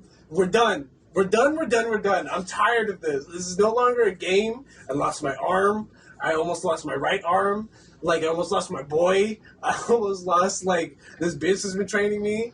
And so, their whole plan this whole time was to make sure that they had 6 copies of Angel's Breath, which is a double S ranked card. And, like, they were going to even after they beat the bombers, they planned to not kill the bombers because they were going to use Angel's Breath to fully heal our main 3, Killua, Gon, and Biscuit, and Genthru and his 2 boys, because they knew they were gonna fuck him up, basically. And the issue with this is that Gorainu had essentially like made copies of Angel's Breath 2 times. So after they used Angel's Breath 3 times, they no longer had the ability to create more Angel's Breath cards. So they called Gorainu via contact, which is another spell, and they're like, dude, what the fuck? What's going on? I'm like, I'm trying to heal Genthru and his boys. And they're just like, and like Genthru like uses transport to come through, and he's just like, dude, he's a literal murderer. I'm not trying to heal them. Like, why are you trying to heal these weirdos? Like, let's just kill them on the spot Yeah, right like now. Killer was like, so am I. I'm a literal assassin. I Yeah. promise I've killed hundreds of more people than these three guys. Right. Yeah. For like no reason whatsoever. At least Just they 'cause had I a was paid reason. to. You're right. Just because he's just like, dude, I'm a slave to money. Like, Or even not even that, like for training purposes. And Like, yeah. And we get our 100 cards. oh yeah. Well, we get that 99. No, 100 and 0. No, it's 99 and 0. Oh, it's 99 and Because 0? they're numbered okay. 0 to 99. So 1 through 99 is 99 cards. Okay, so we got our 98 cards. 99 cards. 8 cards. 99 cards. Until we pass a And then quiz. the No, zero. number 0 is the Is one the you quiz. get when you pass the quiz. Oh, That's okay. number 100. That's number 100, yes. So Yeah, 1 through I was just 99. like, So just they picture take. a 0 So as they 100. right. So they take the card from Get Through. They're like, cool. We didn't have number 5. Put number 5 into Gon's binder. Boop, boop, boop, boop, boop, boop. Like Legend of Zelda style. And then over the intercom, all the players get like, attention, everybody. A player has gotten 1 through 99 of the cards. In 10 minutes, the final exam will commence. But I like that they give everybody the exam. Isn't Yeah. that just the person that gathered the 99 I cards? thought it was. I thought, or I assumed that it would have just been the person. Who No, got so the to keep the 99. game going, they give the test to Right, everybody. because of what's the point, right? But like to V's point, like I understand what she's saying because I had that same feeling when it happened. I was like, "That's fucking cheap." Like, It's like like, he well, got the 99 cards. He's the one who struggled through But all imagine, that. imagine a scenario where somebody stronger than the bomber was able to get a higher score in the exam than Gon, and they have to fight him. Well, I You know? understand. Like, it makes sense near the end after that because it's like if it's an exam over all 100 numbered cards, only the people that actually like participate in the quest would know the answers to these questions. Mm-hmm. So, like, once I heard that explanation, I was like, okay, that's fair. Mhm. That's because if But you- at first, I was like, Yeah, well, I was what's with the V on this point? one. I was like, No, it does feel this like guy that. It does feel did like all the work. that. It does feel like that. I'm with V on this one. No, you fucking weren't. so like, it's cool because like everyone comes through to the entrance where Gon, Killua, and Gon. Oh, also they use Angel's Breath on Gon, so he rejuvenated his arm. So no arm missing. Yeah, they use No like arms were harmed. it's been like 3 weeks since the volleyball contest, so Killua's hands been fucked up this whole time. They use Angel's Breath on his hands. His hands are all better. So, Yeah, so he's just like shadow boxing in the background, like, ooh, I can use my fist again. Okay. Yeah. So you're right. So then, like, the quiz gets announced, and all the players start like transporting to the entrance, and like Gon, Killua, and Biscuit. There's like an episode like end right there where you think they're gonna get jumped, yeah. and the players are like just like, dude. We realize that you're the one that got all the cards. We're not Like, trying to we're- fuck. We're with you. just here to see you do it, They dog. obviously know that you have the strength for No, this. and there's some people that are with the group that approach them. Feels like there's people that are willing to stay in the game because they're like, we just want money, bro. It's like Yeah. we want to stay here. We want to just fuck around. Because it almost feels like that. Yeah. There's the people that are. It's that real MMO aspect. Yeah. It's just like we realize that you're gonna beat it, but I'm still trying to grind. Like, cause like your real world Nen can be like trained in this world, which is cool. That's like the whole point of the game. Mhm. Which like even though the point of the game was to train Gon's Nen, Mhm. regular average day losers could do it too. Correct. And now we get to the end of the game. We get to the credit scene, and you're in your. Well, they do the I was quiz. like, wait, yeah. They do the Gon quiz. ends up Gon does an winning, 87 out of 100. Yes. and then he was invited to go to the castle. Yeah, that's what I'm saying. Oh. That's It what just I was almost saying. felt like That's he what I doing- was- That's not what he was saying. That's what I Don't was listen- heading at. It don't was like, listen to is that. the credits? Is walking into the castle in Mario 64 once you get all the stuff. That's all I'm He saying. just made that up. That's not what he was trying to say. That is not what he was. But fun fact, I mentioned it to Drew here. Well, it sucks. But before I get to that part, Biscuit and Killua are like, wow, it's like Gon is really going up there to meet his dad. Gon's that guy. Wow. Gon is gonna go meet his dad. Oh my god, that's so crazy. Oh. But reminder that in the very beginning of the game, it's like, this is just a clue. This Yeah. is not for you to Yeah, meet. It's Racer had just told him, he's like, your dad's not here. So, Well, Gon- also at the beginning of the game, I told him like, dude, your dad's not here. This Oh, is for sure. funsies, that's it. And he walks up the stairs. He walks out the castle. He goes up to this room. He is met with List, one of the creators. No, yes, right? Yes. Is he yes, one yes, of the yes. creators Liz of is the one game? of the creators. Well, and the girl that's in there. Yeah, Etta and Elena are one of the. No. No, Least is the one you're talking about. That's a girl. Dune. Dune. Dune. Dune. Thank you. Yeah. It is the dude like you were talking. List is the girl. So, what's his name? Togashi? Yes. Togashi wrote himself into his anime. Who's Dune? Which is really cool because you walk in, and I'm going to put it right here, and I already have it here. I'm going to put it up right here. Togashi. He is, he's a slob. He's a, what do you call that kind of person? A slob? He's just Just working in messy. consumed filth. Yeah. Almost like a... Like, I know Einstein One has... of those like hoarder style. Yeah, that's what like, I'm saying, like a hoarder's TLC Yeah. type of show. Like, I know Einstein has, like, this cool phrase of, like, a messy desk is a messy brain. Like, this fool has a messy fucking house. like the floor is like full of trash. Like Gon walks in the room and Dune's like, yeah, take a seat. And Gon's like, where? And Dune just like starts kicking over like trash with his feet and he's like this, Why just not? make space. Yeah. He's like, wait, where's that card again? Like he's over here like... And Dune seems like the eccentric kind of person that actually developed the game, but everybody, like, just took credit for it, Yeah, you know? yeah, exactly. It's like Steve Jobs or something like Yeah, that, definitely. essentially.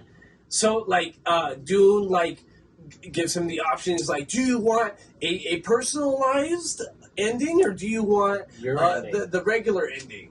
What the fuck, Hunter x Hunter? What the fuck, Togashi?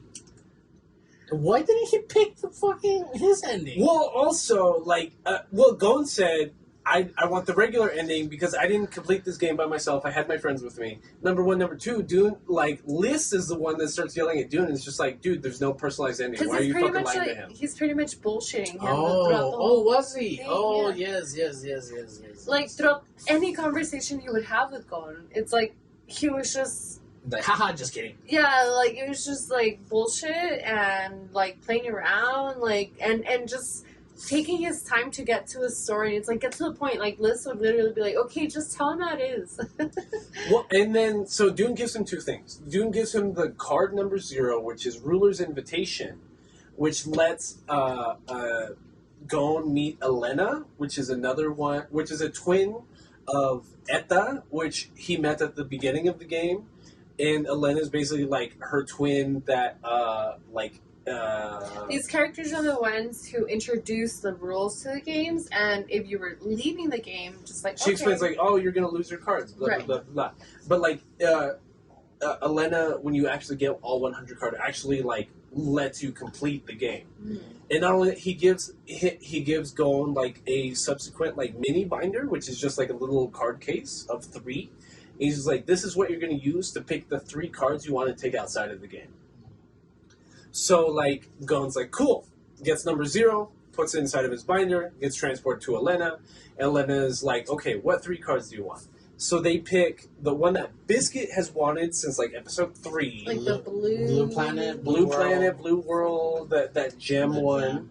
And then later that night, they have a parade and a festival that, because this is our 3 that beat the game, they get paraded through the street, they get like all these fireworks, and then at the hotel room later that night, it's them 3, and Gon and Killua are making like a sub plan that they're not explaining to Biscuit, like They decide to get the necklace, they get the Gon wanted to keep the necklace. and then for a specific reason though. Yeah. Because the necklace had the power to nullify Nen spell curses. powers and Nen curses in game, right?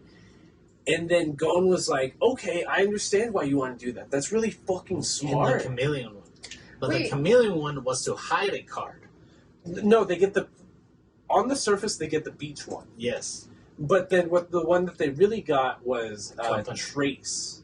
Or a company. Thank you. It was a company. It was a company because they had used the chameleon spell to mask the beat spell into being a company. Yes. Because a company is a spell and is an unnumbered card, so you can't actually put it into that 3 slot thing. So their plan was to use the spell nullifying necklace, the paladin's necklace or whatever it was called, and use that power on the chameleon accompany spell, which was turned into the beat spell because the beat spell is like the number 3 numbered card.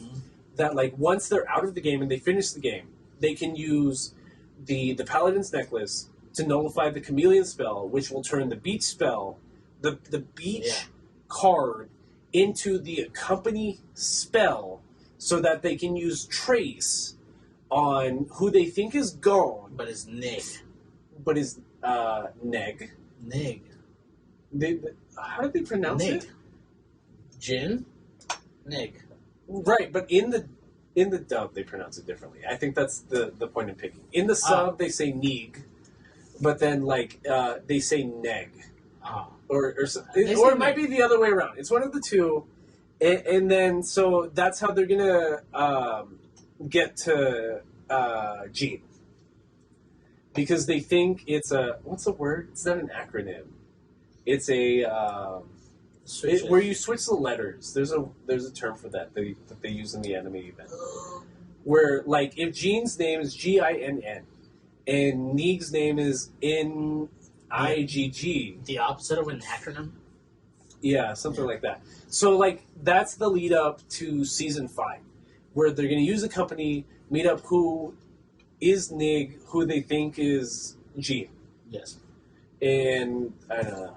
That's the whole moral of the story. Like right, and they end up using these cards and finally fly out to wherever they wanted to go, and the ending was basically them seeing a figure of, we're assuming, Gon's dad.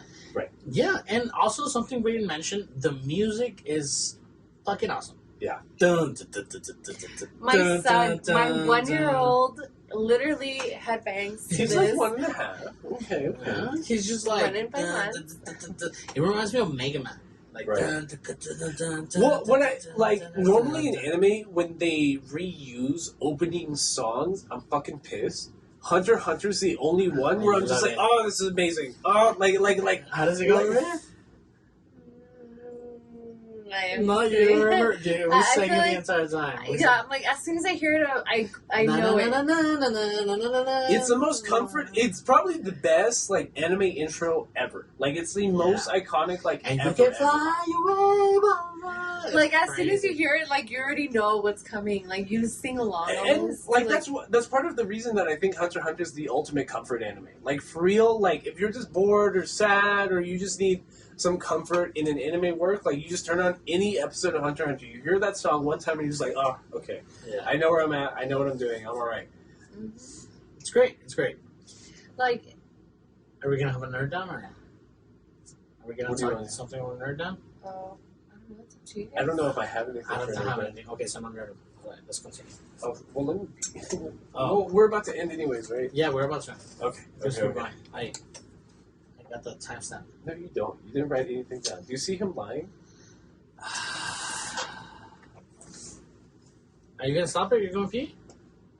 Are you gonna go pee? Are you gonna? No. Well, I thought you needed it. No, for I the got top set. 46, I thought you 46, part 5. He's not gonna 46 remember that. part He's 5. not gonna remember that. 46, part 5.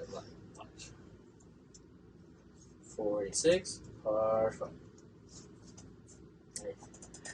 I was just gonna say real quick, like, me socializing with my students at work, like, right now the theme is anime, and so the only thing I can relate to these kids being in middle school is anime and Hunter x Hunter, Demon Slayer, stuff like that. Like, anything like that, I'm like, yes, Hunter x Hunter. Like, I get so excited because, again, like you said, it's very like comforting, and it's something that it's easy to watch. It's My son was all over it. He's watching. He's like, "What?"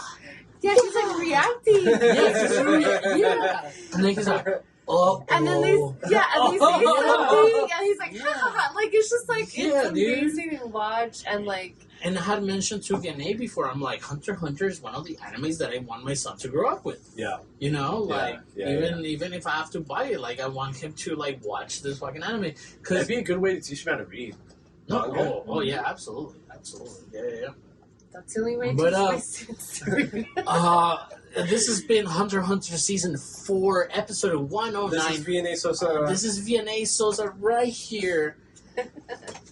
But yeah, this has been episode 109 of Betweeners. Please follow us on 109? YouTube.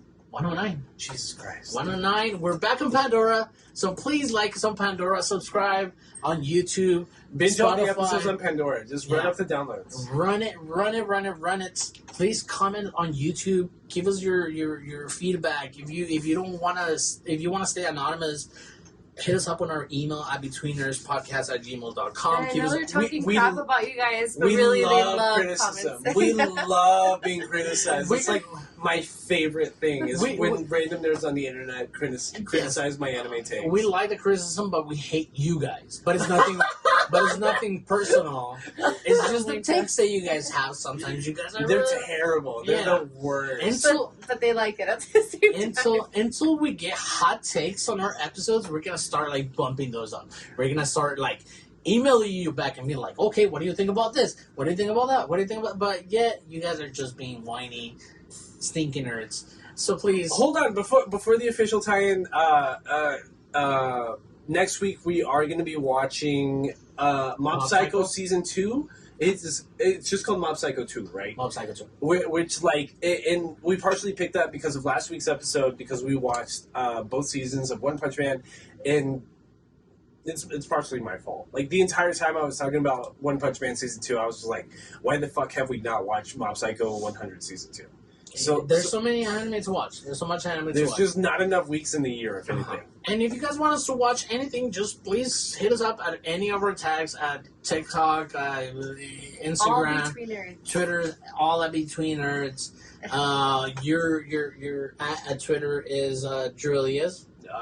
Yes. Yes, Yes. Drulius. Drulius, DREWALIYAS. How about all these vibes in Twitter? This is Vianney Sosa. She's at Vianney Sosa, right? SOSA. SOSA.